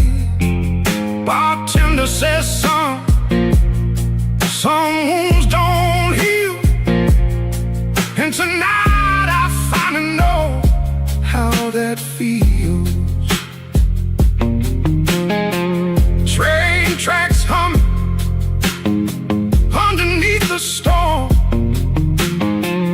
like tide ghosts trying to stay warm. And every note my guitar softly cries feels like one more beautiful goodbye.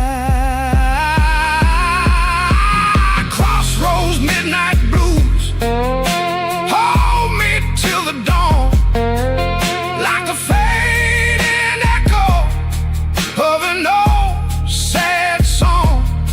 Every dream I chase, every love I lose, still leaves me standing in these midnight blues.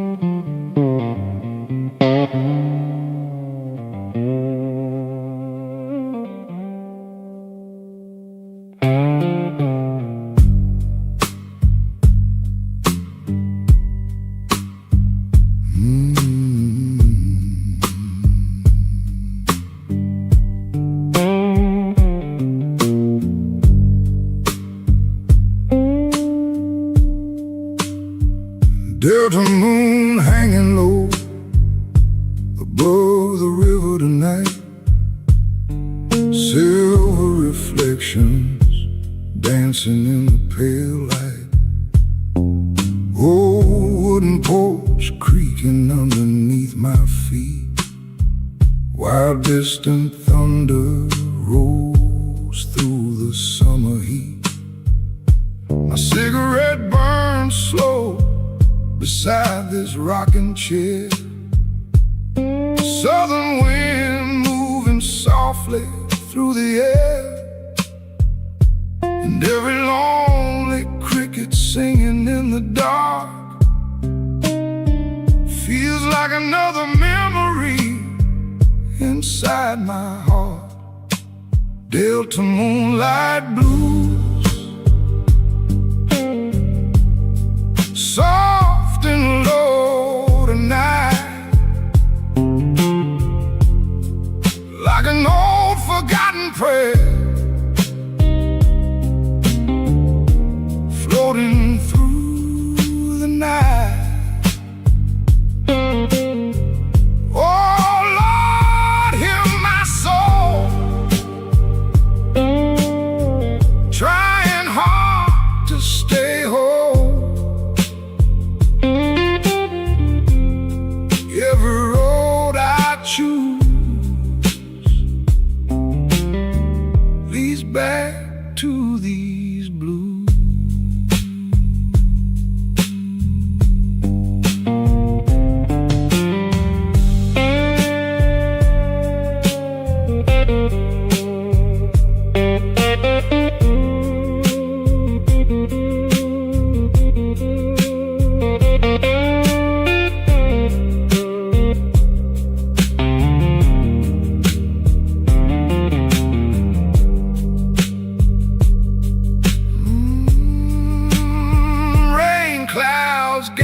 Slowly over county lines, like old regrets buried deep in time.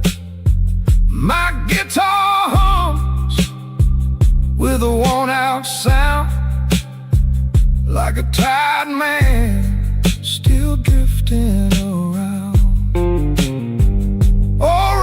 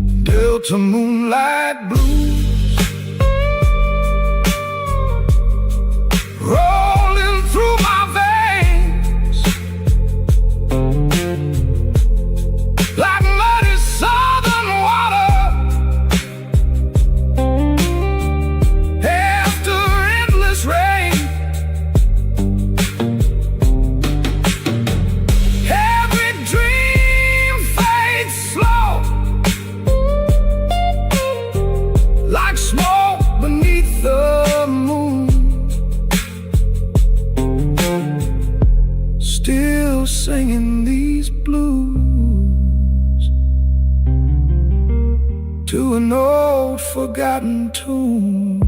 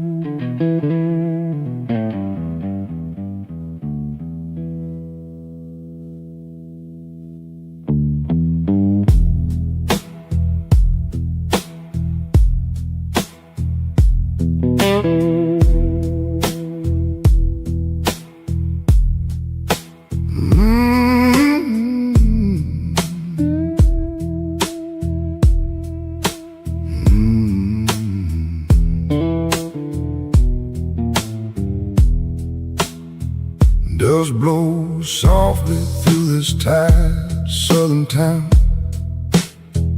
Old pickup trucks and faded signs breaking down. Neon buzzing outside the corner store, like memories I can't escape anymore. My boots feel heavy from these endless miles. Too many heartbreaks hidden behind smiles, and every cigarette burns slower tonight underneath this lonely yellow light. Dust and bones blues running through my soul, like an old black river nobody can control. Oh Lord, can't you see what these old roads did to me? Every dream I lose turns into dust and blues.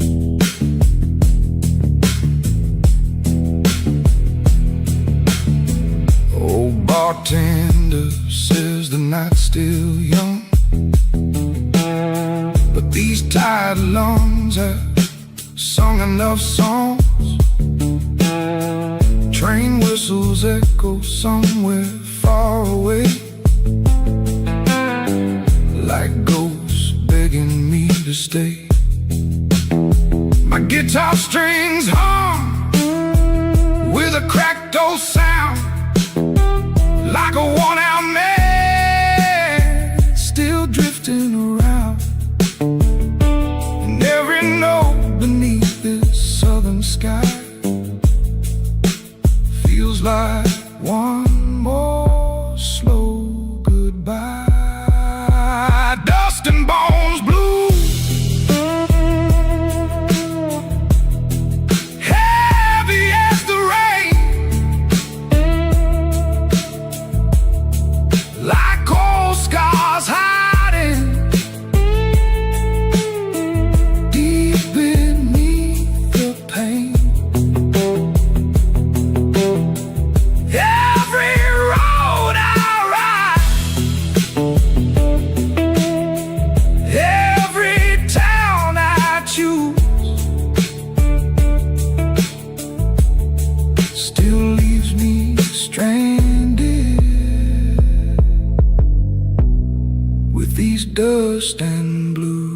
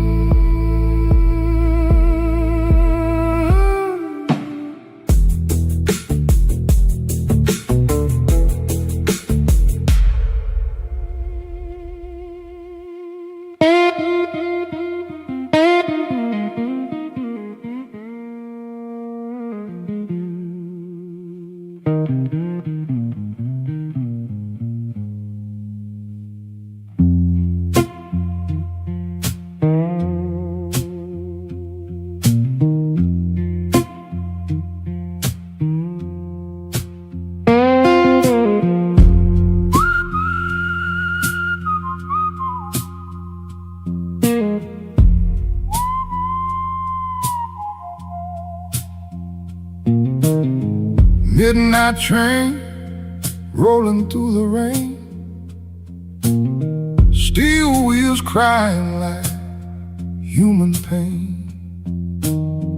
Coffee grows colder beside my hand as I watch the storm move across the land.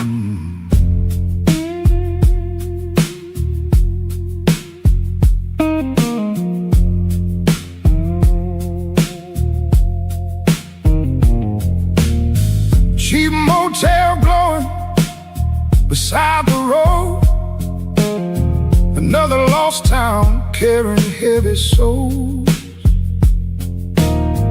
Old radio singing soft and low, songs about places I'll never know. Lonely train blues tonight, rolling through my soul like an endless highway with nowhere left to go. Oh Lord, hear that sound as the rain keeps falling down. Every passing tune sings these lonely blues.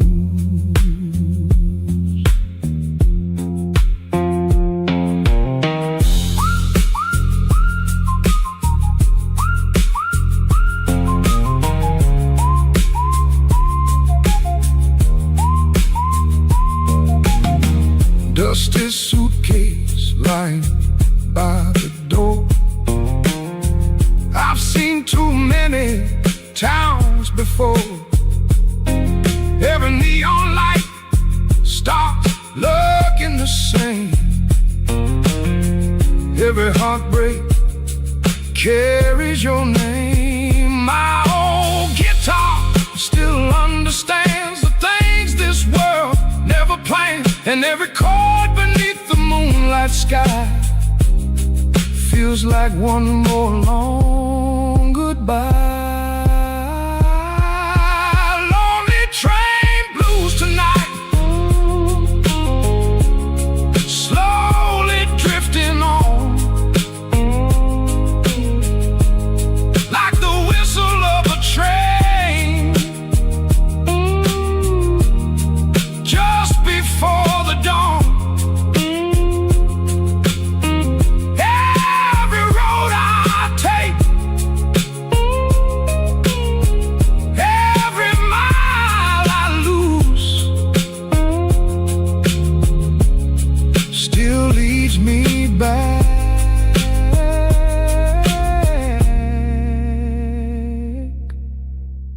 to these lonely blues.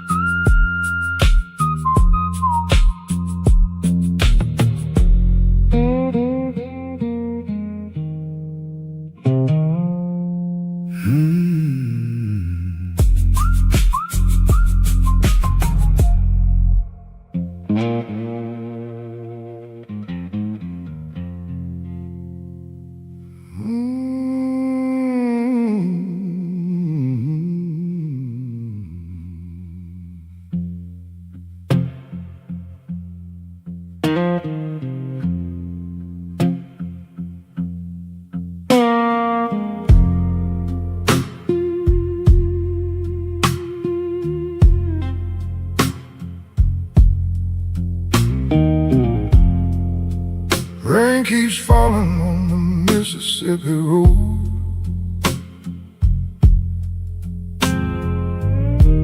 Old guitar singing like a weary soul.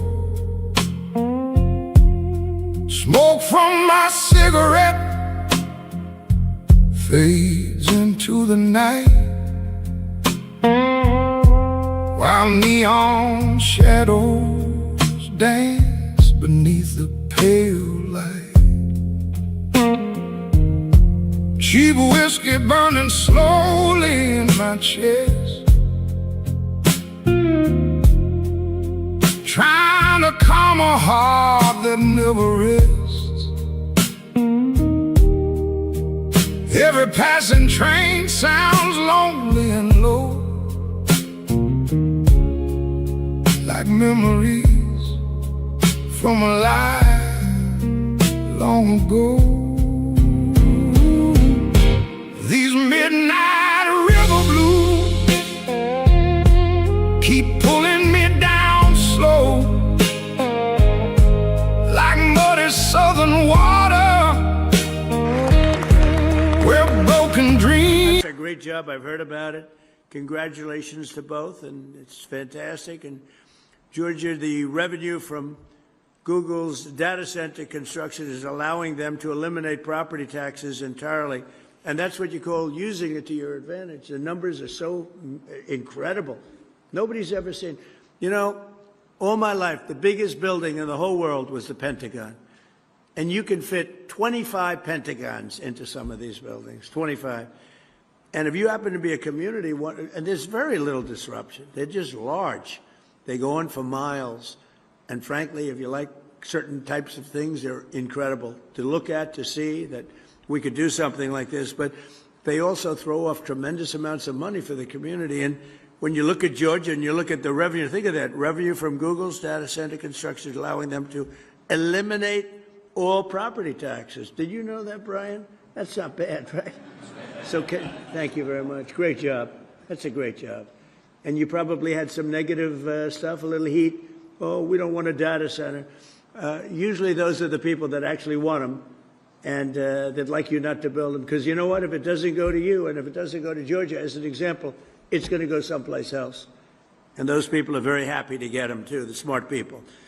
American Electric Power now projects that their customers will enjoy as much as $16 billion in cost offsets for consumers thanks to their data center contracts. $16 billion. So think of that. That's cost offsets. In Iowa, Alliant Energy data center deals. Where are you, Alliant? Alliant, where are you? Are you here? Thank you. Data center deals are allowing them to freeze electric rates for consumers for at least 5 years. So your rates are going to stay the same or lower. In Louisiana, there's a guy looks like he's from Louisiana to me. Public school teachers in so think of that, Richland Parish are getting as much as $50,000 in bonuses this year thanks to a $27 billion project by Meta that will also save local residents $2.6 billion on their electricity bills. Their electricity is going down in less than half.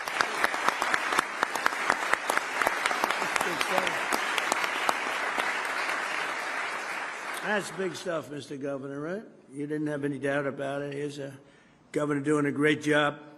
We have some really great governors in this room. With the Ratepayer Protection Pledge, we're creating a fair deal for everybody. This is how we'll grow our economy, lower the cost of living, protect American consumers, and lead the world in AI and high tech, all at the same time. We want to lead the world. And it is said, if you come in second, you're going to be second overall, because there's never been anything big like this. There's never been any, like in Georgia, there's no other thing you can do to create numbers like you've created, Brian. Both of you, there's no other thing. You can do 100 different deals, 100. It is nothing close to what you've been able to do. And why? They put a big, gorgeous new plant in a certain location. Big deal. It's so incredibly positive. Unfortunately, there are some who would like to lead us down the opposite path. And I call them the radical left communists. They call them socialists, but these people are communists, actually more. I think it's a much more accurate term. Want to shut down all new development, kill our most successful industries, destroy hundreds of thousands of jobs, and surrender the AI race to China. And China, look, you know, I'm not blaming them. I have a lot of respect for them. I have a lot of respect for President Xi, but they represent China. We represent the United States of America. And they lobby against these things, and they spend money on it, and they want communities to reject them as much as possible because they'd like to be leading the race. But we're leading the race. And unless we're very foolish and frankly very stupid, we'll continue to lead the race. We have a nice lead. A lot of people didn't expect that was possible. Perhaps even worse, the radical left's plans would not lower your electricity bills, but they would actually increase them very substantially because you wouldn't have all of this money pouring in. You'd have American energy would be far more expensive, and regulating oil, natural gas, and clean, beautiful coal, it would be the end of all of it. It would be the end of all of it. It would be the end of, frankly, it would be the end of great success for our country because we've never had anything like what's happening right now. I call them the Democrats because their policies are so bad. Look, think of it. No men. We want no men in women's sports. Transgender, they want transgender for everybody. I call it transgender mutilization of your children for everybody. Open borders where the world can pour in, where prisons from all over the world are released into our country, and we've done a hell of a job in getting them out. Murderers, 11,888 murderers let into our country under the previous administration. We've gotten a lot of them out. We're getting the rest of them out fast. But the Democrats in Congress want less energy, not more, and if given the chance, they'd send your prices soaring and inflation skyrocketing, which is exactly what would happen if you had somebody else sitting in the position that I am right now. And just like we did with the Green New scam, where we were scammed, the whole country was, I wasn't scammed, I got it right from the beginning. I got it from the first minute when I heard this crap, you know? They were saying wind was so wonderful, except you couldn't watch your television. They wanted to watch the debate. Donald Trump against Sleepy Joe Biden. Nobody could watch it because the wind wasn't blowing. Remember that? Darling, we'd like to watch the debate tonight. I'm sorry, the wind isn't blowing. No, that's one of the great scams of all time. But, you know, if you dislike another country, let them keep building windmills. They are going down. People are finally figuring it out. But we're not going to let it happen to this country. We're going to use the kind of things that work, and they're working better than anybody ever thought possible. So experts have observed that the amount of energy a society produces is the single greatest indicator of its advancement as a civilization, its success as a country. Think of it when you think the amount of energy produced, Lee. So when you give those fast approvals, that's a positive thing. I want you to feel good. Yet instead of offering a positive version and vision for carrying American civilization to new heights, the radical left only wants to limit our energy consumption and rein in our American dreams. We have the American dream. Until we came along, we had a great first term. We had the greatest economy in the history of our country. And this economy will blow it away. We're doing very well against the Islamic Republic of Iran. We're doing extremely well. They would like to do something, but I say they're not ready yet. They need more of the same. They're not ready yet. They got some evil intentions. We cannot let them have a nuclear weapon. If we did all this that I'm talking about your data centers, isn't that important? When they start blowing away communities one by one, we cannot let them ever even think about having a nuclear weapon, and that's exactly what's happening. They'll never have a nuclear weapon. And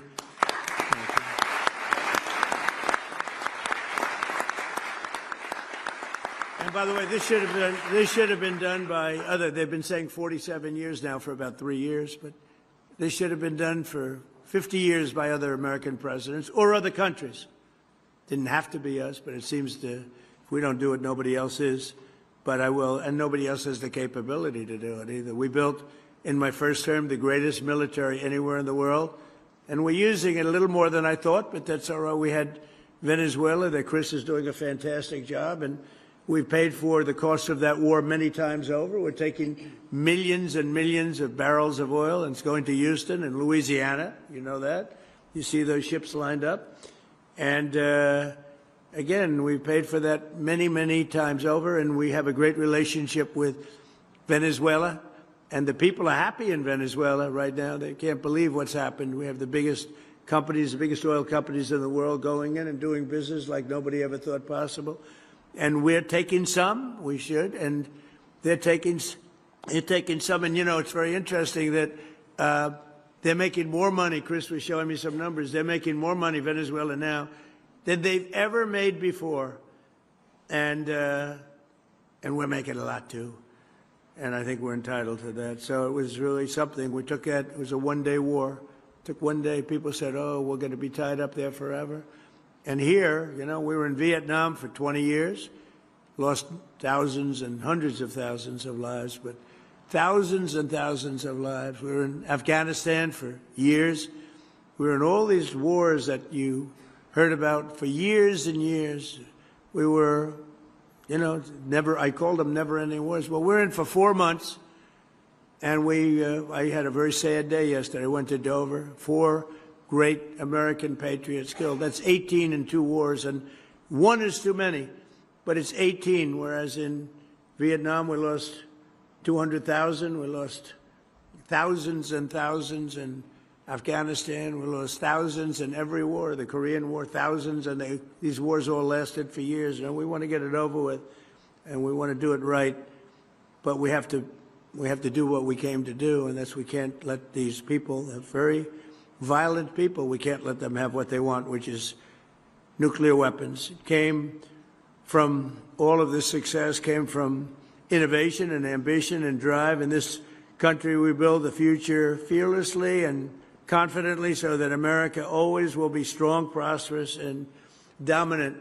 And the other thing we're going to add to that, we want to be free, and we're going to continue to be free as long as we're smart. And we can't be hoodwinked. We can't be taken advantage of by people that say you're going to have a free home, you're going to get free rent, everything's going to be free. What they don't say is a year later, everything is going to end up in squalor, destruction, and death, and also death for our country. So we have to stop the threat of the communist rhetoric that you're hearing right now, because these people, they don't act. I'm very happy a poll came out. It said they're highly educated, but doing very poorly. In other words, they're losers. They went to school, they got a good education, now they don't know what they're doing, so what they do is they complain about people like yourselves that have done so well. But we can't let the communist ideology we don't want to even think about it for this country. It would be terrible. So we're joined today by some of the people helping to do all of the things that I just talked about, putting the Ratepayer Protection Pledge into action.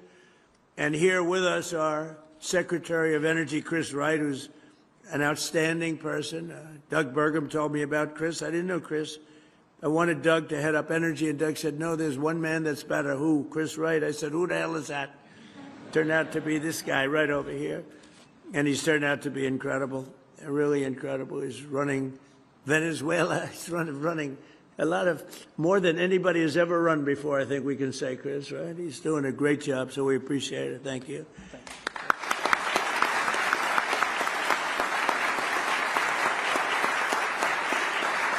A friend of mine, the governor of Louisiana, Jeff Landry, popular guy, really smart, street smart and book smart, which is a rare combination, by the way.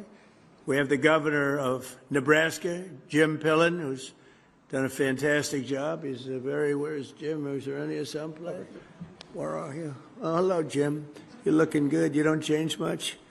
Thank you. You don't change much. How's Nebraska doing? Good? Do they still like Trump in Nebraska? I think so, huh? We had a very good night 2 nights ago in a place called Arizona. We're 14 out of 14, and we're doing that kind of numbers in Nebraska. I think we're doing those numbers everywhere, and it's all based on common sense. We're conservative, we're this, we're that, whatever you are. The most important thing is we're people of common sense. We want to have strong borders, we want to have good education, we want to have low taxes, we want to have a great military. We're people of common sense, and if you do that, you'll be very successful at politics. Governor of Idaho, Brad Little, thank you very much, Brad. Governor of Georgia, Brian Kemp, thank you, Brian. Great honor. Entergy CEO, Drew Marsh. Drew, thank you very much, Drew. Thank you, Drew. Great job you're doing. Southern Company CEO, Chris Womack. Chris, there he is again. Chris. I didn't know that was your name. I just saw you. I said, that's a smart guy, because you did that big job making people in Georgia rich, right? That's Meta president, Dina Powell, who's been my friend. She was with me for 4 years in the White House. And I called up Mark. I said, you hired the right person. You got the right person. So great, Dina. We're proud of you. Columbia County Commission Chairman Doug Duncan. Doug? Thank you, Doug. Congratulations. Job well done. And Sheldon Jones of Louisiana's Richland Parish School District. And thank you very much. Good job. You know him, don't you? Huh? Thank you. I heard you're doing fantastically well. And again, Lee Zeldin, who's been so outstanding. So, thank you. So I want to just, I just want to leave you by saying that it's an honor to be here. I'm going over now to talk about various and sundry subjects. One is the Iran war, where, again, we're doing very well, very, very well. I would say better than anybody expected could be done. We've knocked out their Navy, their Air Force, all of their radar, most of their capability in terms of manufacturing. Their drones are down 84%. Their missiles are down 91%. And I had a newspaper say, they're in stronger position today than they were 4 months ago. No, that's not the truth. That's not right. I can't believe they're even allowed to say it. New York Times said, they're in stronger position today. They have no military. They have no Navy. They had 159 ships. Everyone's at the bottom of the sea. They had 212 airplanes. Everyone is gone. They have no radar. They have no anti-aircraft. They have no nothing other than they're mean and they're smart and they still have some capability. But 4 months ago, trust me, they were much, much stronger, okay? I want to give you the non-fake news. But we're going to do that, and we're going to then have the Dodgers, the World Championship Dodgers are going to be over at the White House. They're going to be waiting. And I'll meet a man who's just about the best pitcher in baseball and just about the best hitter in baseball and just about the best fielder in the outfield in baseball. And needless to say, I guess he had a game where he pitched a almost perfect game, and he had 2 or 3 home runs in that game, and they said it was probably, I said, you know, never seen that. Only Babe Ruth. Babe Ruth was a great pitcher, and he was a great hitter. But even the Babe didn't throw a one-hitter and hit 3 home runs, which would make it, I would imagine, about the greatest game ever played. So we're going to meet him and all of the people of the Dodgers. They won the World Championship, and we see the champions, the Super Bowl champions, and the baseball, and basketball, all of them. They like to come over to the White House. We're going to have a little thing in a few minutes. But I want to just thank everybody, and we're really talking about the ratepayer protection plan. To me is very important because you have to convince your community how great these things. You can't fight it. You have to go with it. And you're going to have all that protection, and we're giving you automatic protection. But you're going to make a tremendous amount of money. You're going to reduce taxes, and you're going to have something that if you don't have it, everybody else wants it. So these are the smartest people. Most of you in this room, we have a couple probably on the other side of things. They disagree, but I don't know how they can disagree. Your community and your state's going to become rich, and there's very little disruption. And again, if you don't take all that money, somebody else is going to take it. You might as well do it yourself. So it's an honor to be with you, and maybe I'll let Chris and Lee and the group and Jeff and Brian, everybody, just take over, have a good free-for-all, and figure it out. And if you have any problems, I'll come right back and I'll straighten those problems out, okay? Thank you. Great job. Thank you.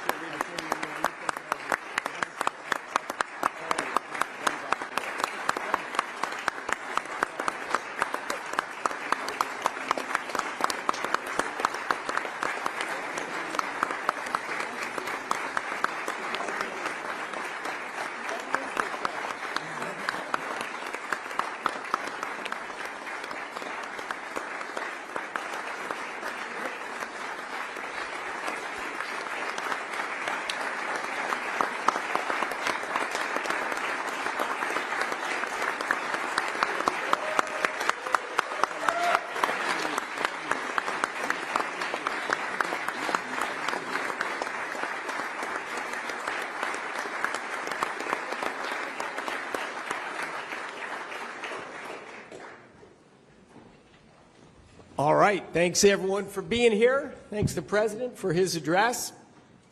Look, Americans are united.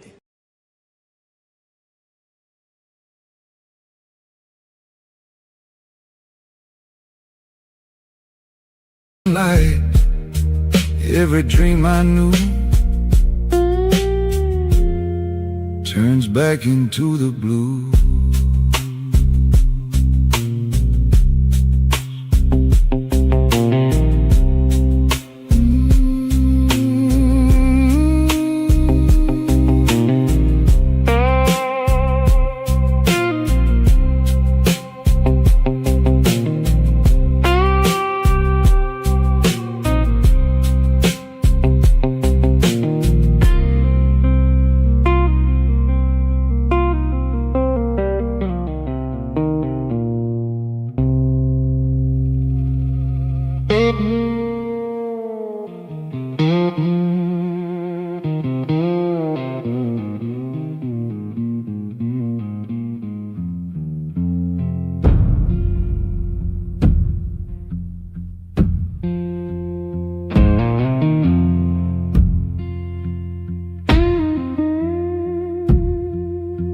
Standing at the crossroads, late at night alone,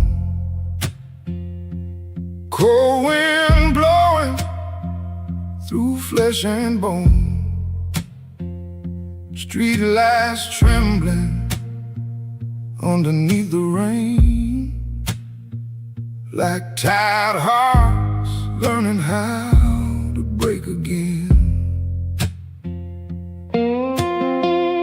Oh, black guitar hanging by my side, full of songs I've always tried to hide. Every mile behind me feels the same. Every broken town still knows my name. Crossroads, midnight blues, calling out my soul, like a dark old river, too deep to control. Oh Lord, hear my prayer floating through the southern air. Every road I choose leads into these blues.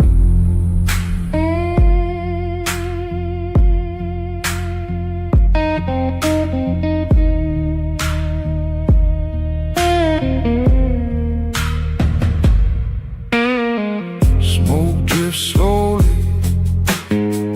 through the neon light, while lonely strangers drink away the night.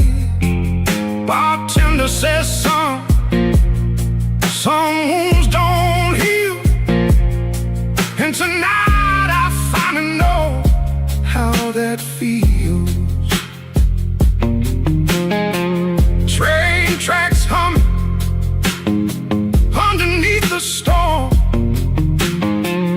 like tide ghosts trying to stay warm.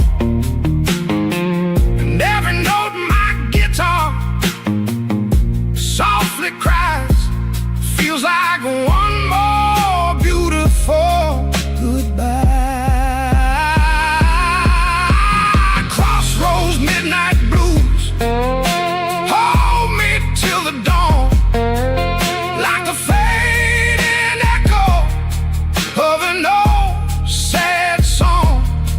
Every dream I chase, every love I lose, still leaves me standing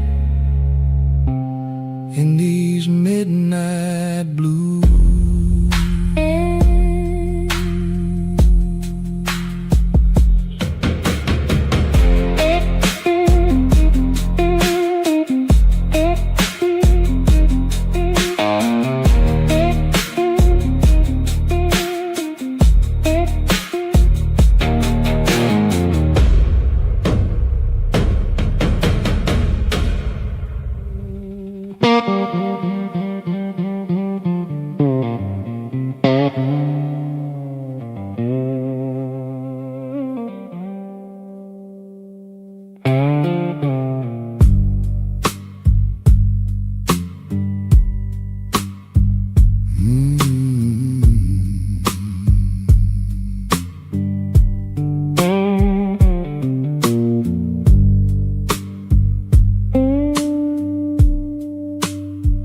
Delta moon hanging low above the river tonight. Silver reflections dancing in the pale light. Old wooden porch creaking underneath my feet, while distant thunder rolls through the summer heat. My cigarette burns slow beside this rocking chair. Southern wind moving softly through the air, and every lonely cricket singing in the dark feels like another memory inside my heart. Delta moonlight blues, soft and low tonight, like an old forgotten prayer floating through the night. Oh Lord, hear my soul trying hard to stay whole. Every road I choose leads back to these blues.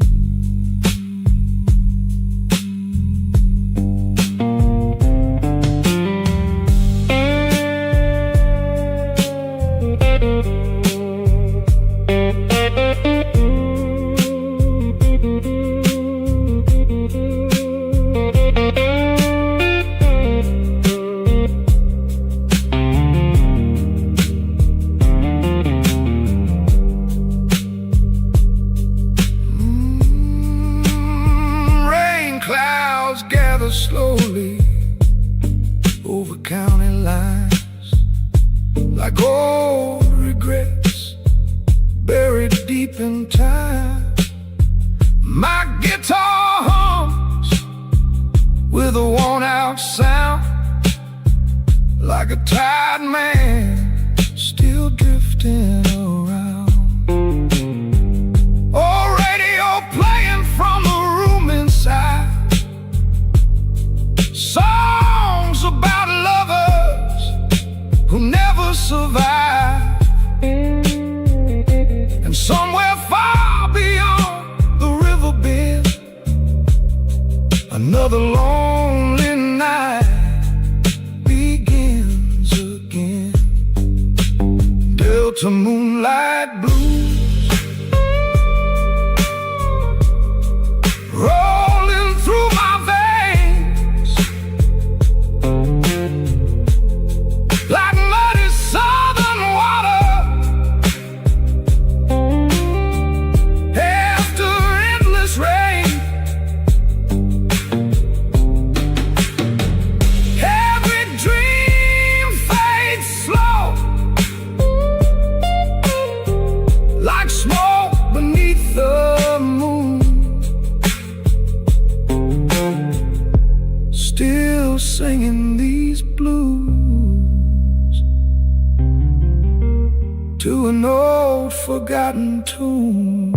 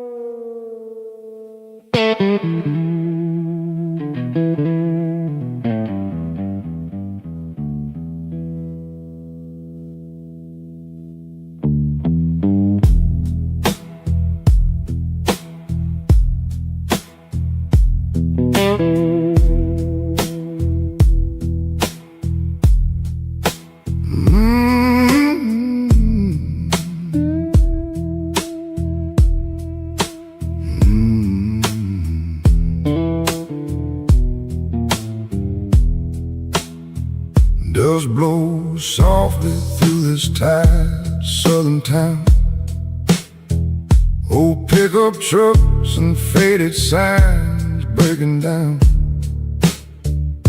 Neon buzzing outside the corner store, like memories I can't escape anymore. My boots feel heavy from these endless miles. Too many heartbreaks hidden behind smiles, and every cigarette burns slower tonight underneath this lonely yellow light. Dust and bones blues running through my soul, like an old black river nobody can control. Oh Lord, can't you see what these old roads did to me? Every dream I lose turns into dust and blues.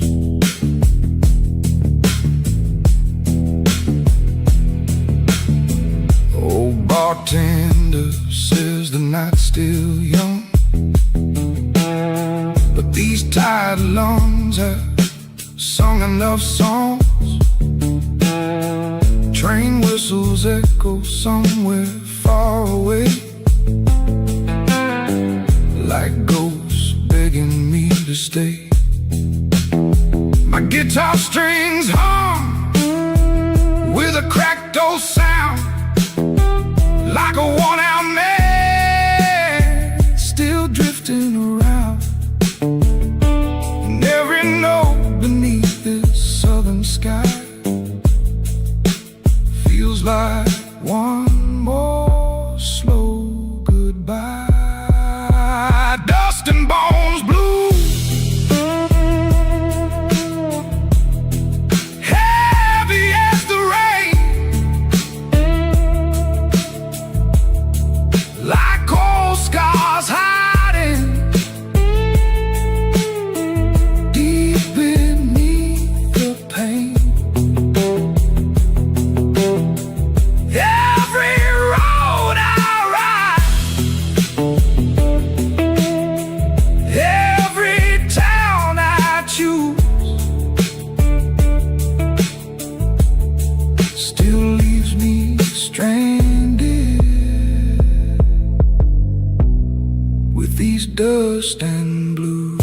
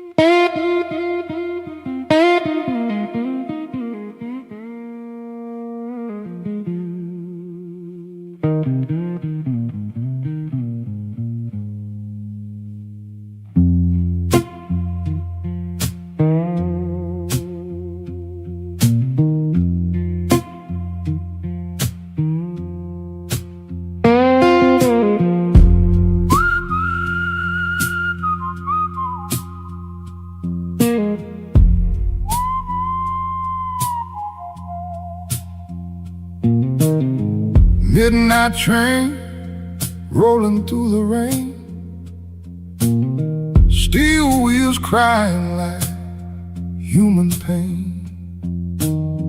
Coffee grows colder beside my hand as I watch the storm move across the land.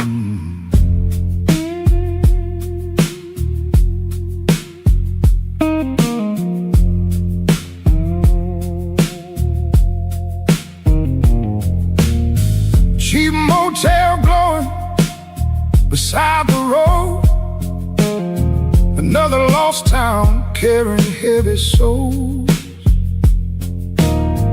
Old radio singing soft and low, songs about places I'll never know. Lonely train blues tonight, rolling through my soul like an endless highway with nowhere left to go. Oh Lord, hear that sound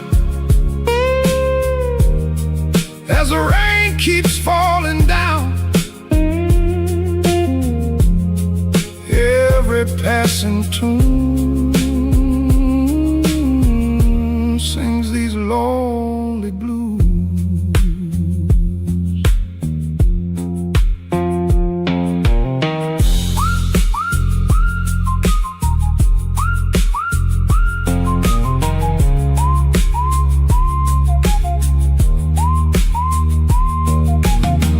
Dusty suitcase lying by the door. I've seen too many towns before. Every neon light starts looking the same. Every heartbreak carries your name. My old guitar still understands the things this world never planned, and every chord beneath the moonlight sky feels like one more long goodbye. Lonely train blues tonight, slowly drifting on like the whistle of a train just before the dawn.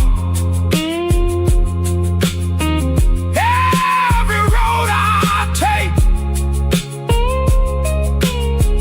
every mile I lose, still leads me back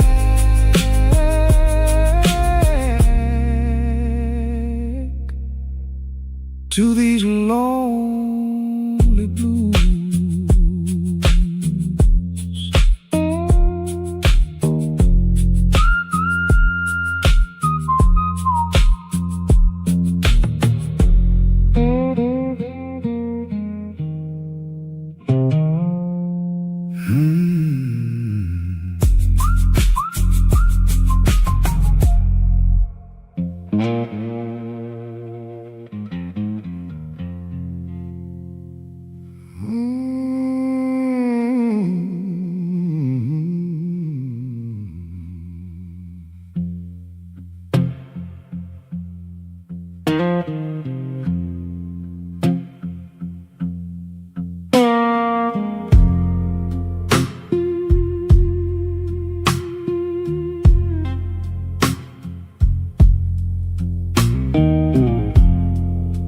Rain keeps falling on the Mississippi road.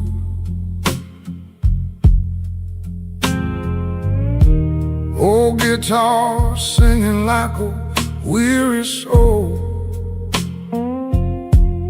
Smoke from my cigarette fades into the night, while neon shadows dance beneath the pale light. Cheap whiskey burning slowly in my chest, trying to calm a heart that never rests. Every passing train sounds lonely and low,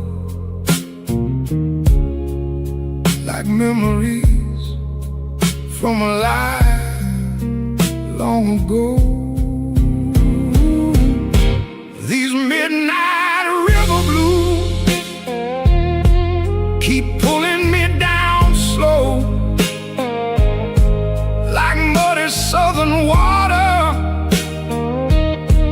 where broken dreamers go. Oh Lord, hear me tonight underneath this pale moonlight. Every road I choose leads back to these blues.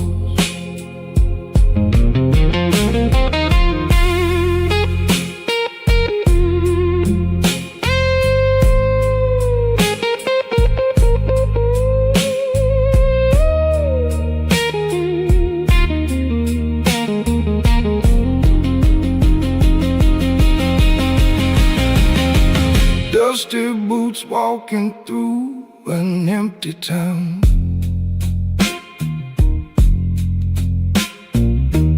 Every lost soul keeps looking down. Oh, jukebox crying in the corner bar, playing songs for hearts left scarred.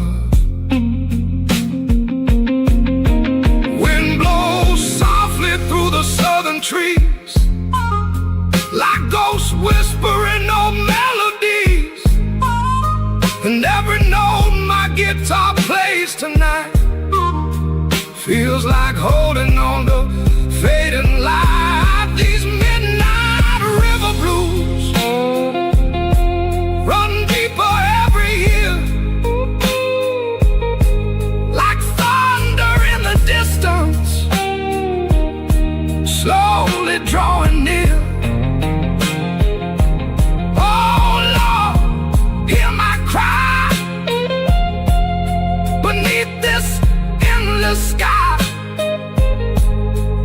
Every dream I lose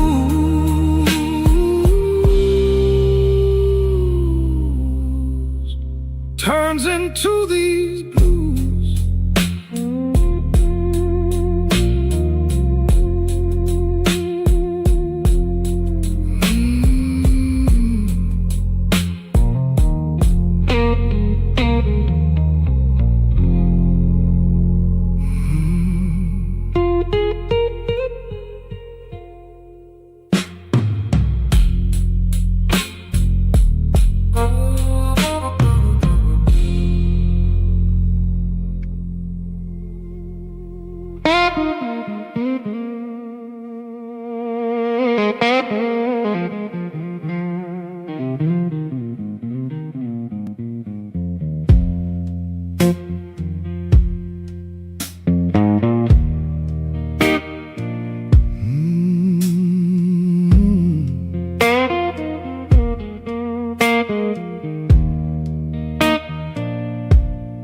Neon signs glowing through the midnight rain. Every small town highway starts to look the same. Cheap whiskey bottle resting by the sink, while lonely hearts sit quietly and think.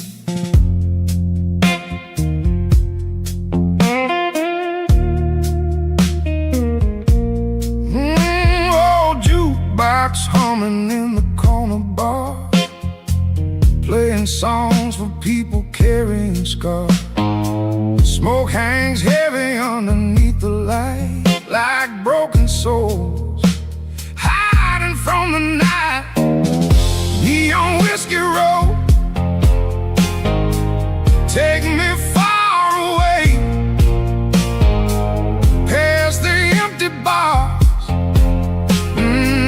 memories that stay.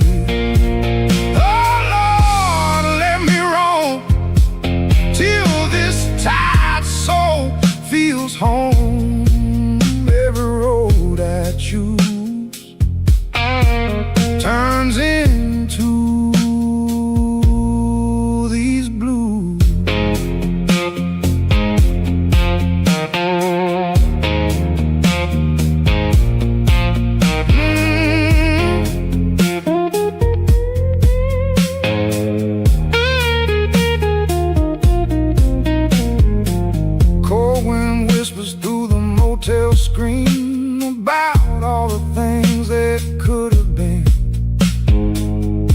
tracks shining underneath the storm like old ghosts trying to stay warm. My guitar keeps singing soft and slow, things this world will never know. And every chord beneath the southern sky feels like one more long goodbye. Neon Whiskey Road, stretching through the night like a lonely river, disappearing out of sight. Every dream I lose, every town I roam, still searching for a place this heart can call home.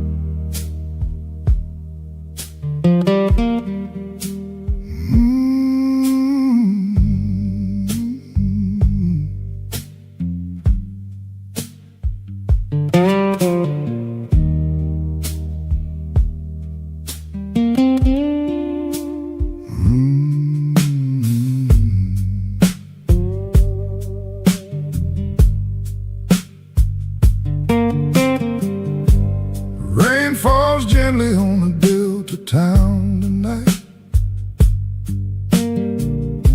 Street lights flicker in the fading light. Old men drinking slowly at the bar, talking about dreams that never got far. Smoke rises softly through the quiet room, like tired flowers trying hard to bloom. And every lonely blues song on the radio sounds like somewhere I used to know. Rain on the Delta tonight, cold against my skin, like old broken memories coming back again. Oh Lord, hear my cry underneath this southern sky. Every love I lose turns into these blues.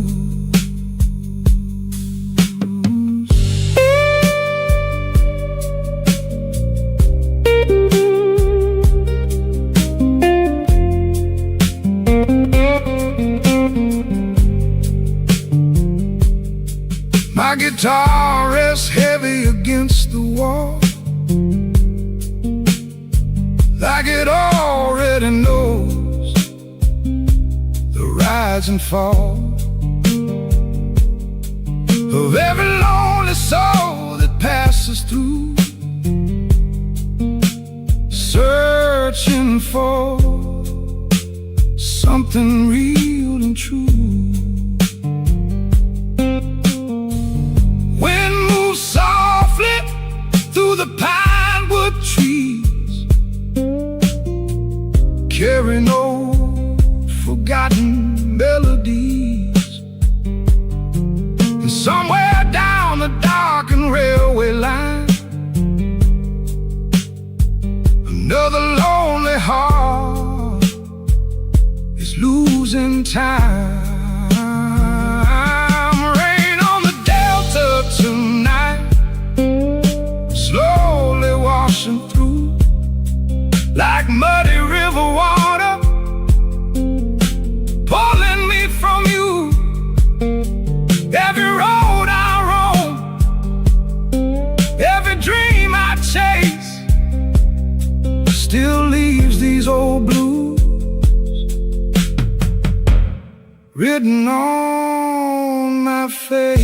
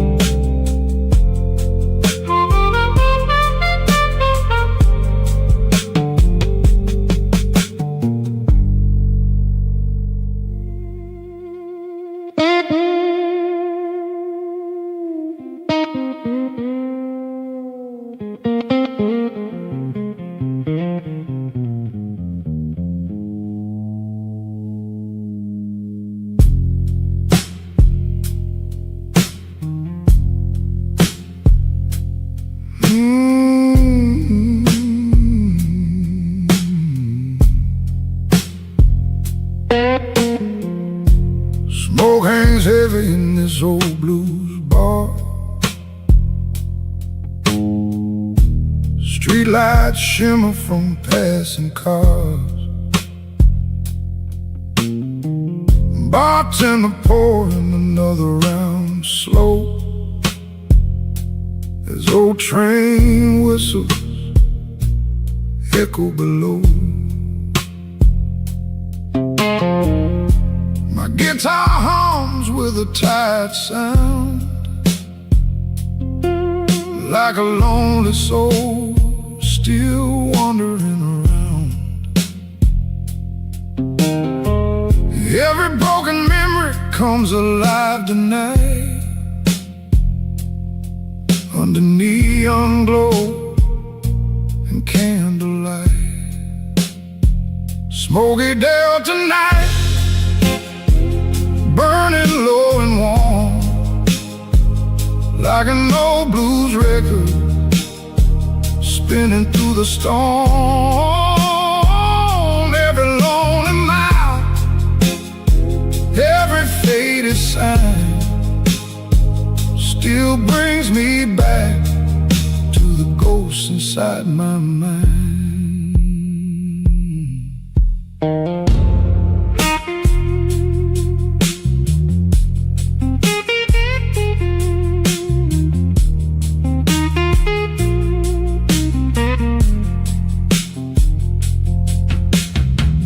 Rain taps softly on the window pane,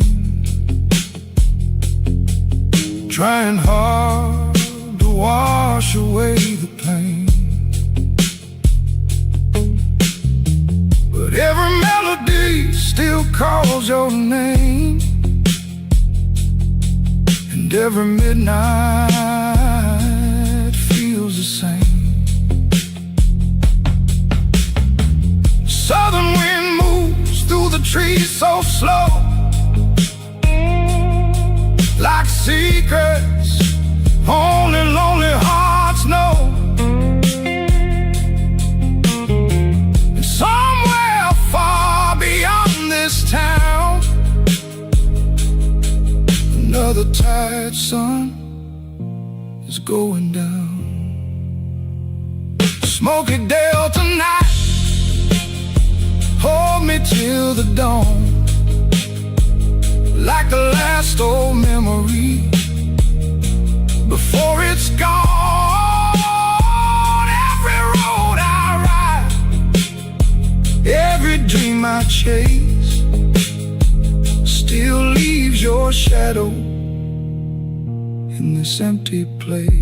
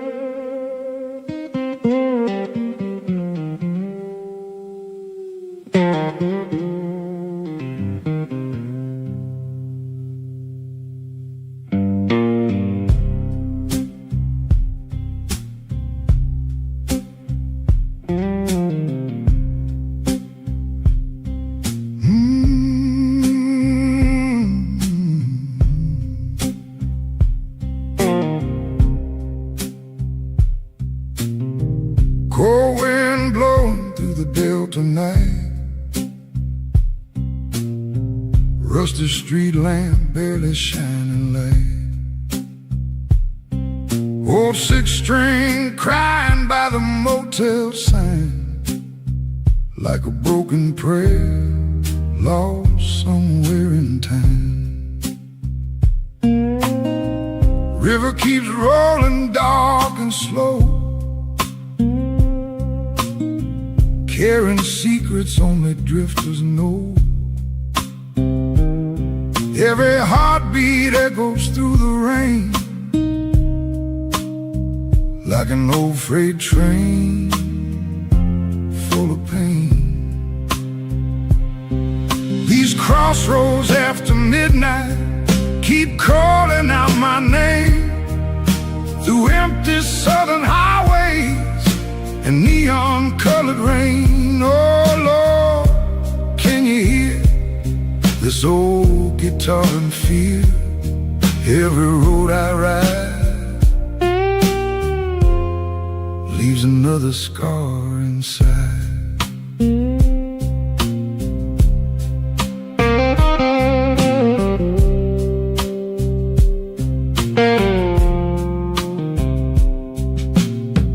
Bartender wipes the dust from empty glass, watching lonely shadows slowly pass. Jukebox humming low in smoky air, playing songs for souls beyond repair. Moonlight falling on these worn-out boots, while silence hangs beneath the roof. And every chord I play tonight alone feels like searching for a place called home. Train wheels crying near the riverside, like the ghosts of dreamers left behind.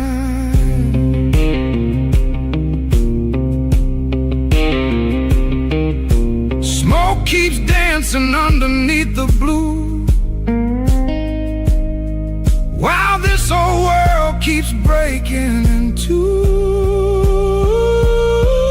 These crossroads after midnight still pull me through the storm, like distant thunder rolling before the night is gone. Oh Lord, stay near tonight beneath this fading light.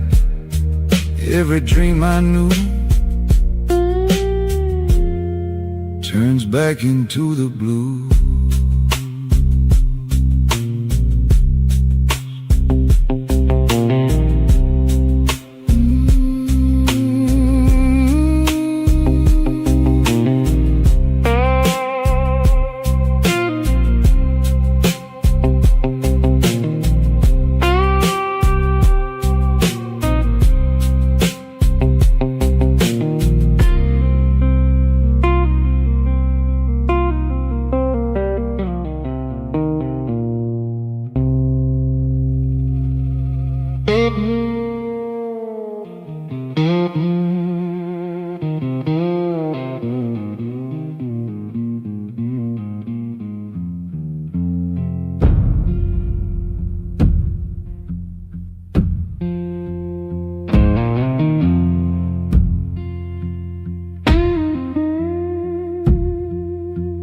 Standing at the crossroads late at night alone,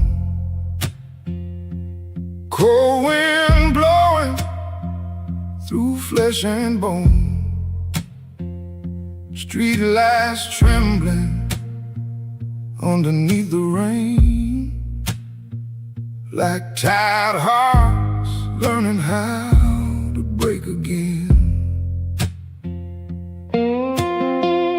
Oh, black guitar hanging by my side,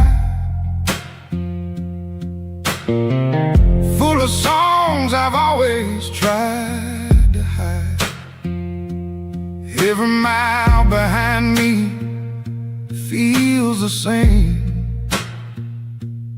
Every broken town still knows my name. Crossroads, midnight blues, calling out my soul like a dark old river, too deep to control. Oh Lord, hear my prayer floating through the southern air. Every road I choose leads into these blues.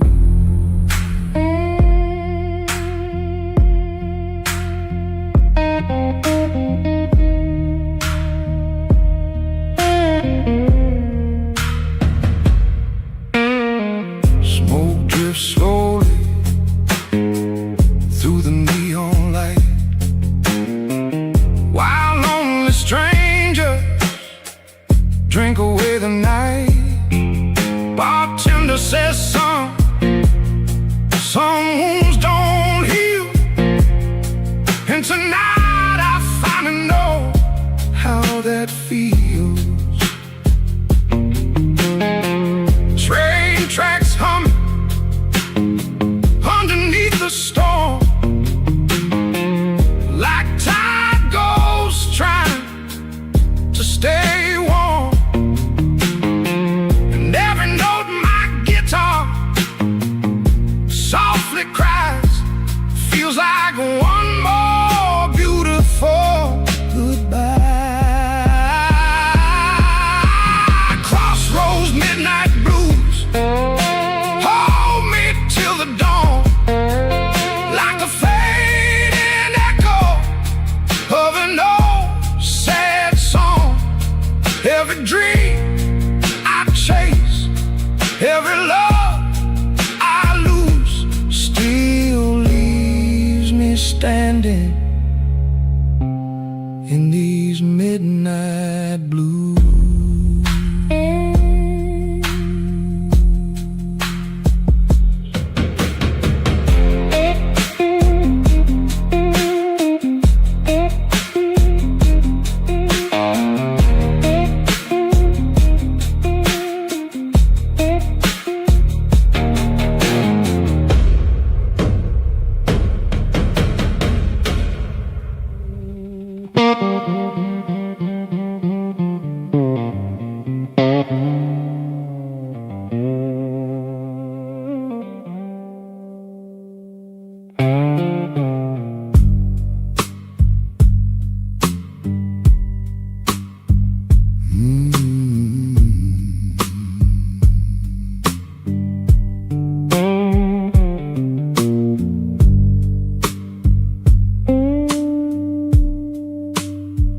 Delta moon hanging low above the river tonight, silver reflections dancing in the pale light.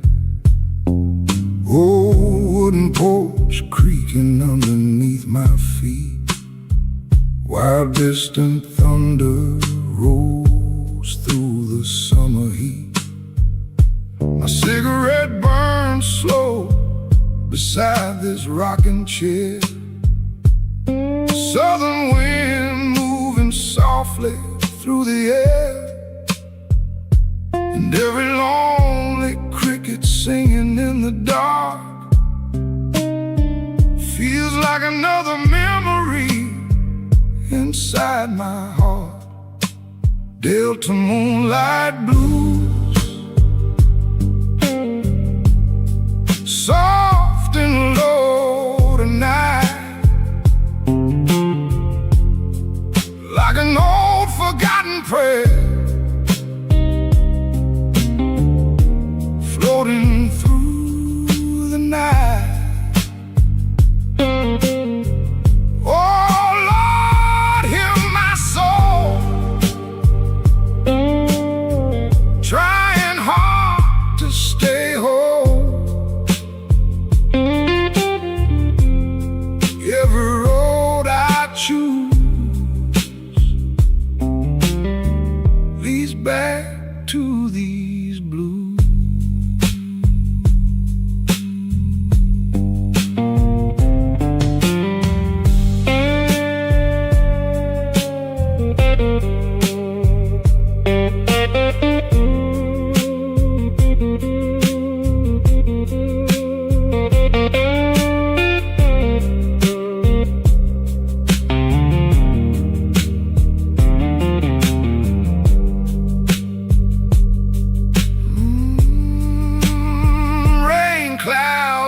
ever slowly over county lines, like old regrets buried deep in time. My guitar hums with a worn-out sound, like a tired man still drifting around. Oh, radio playing from the room inside, songs about lovers who never survive. And somewhere far beyond the riverbed, another lonely night begins again. Delta moonlight blues rolling through my veins, like muddy southern water after endless rain.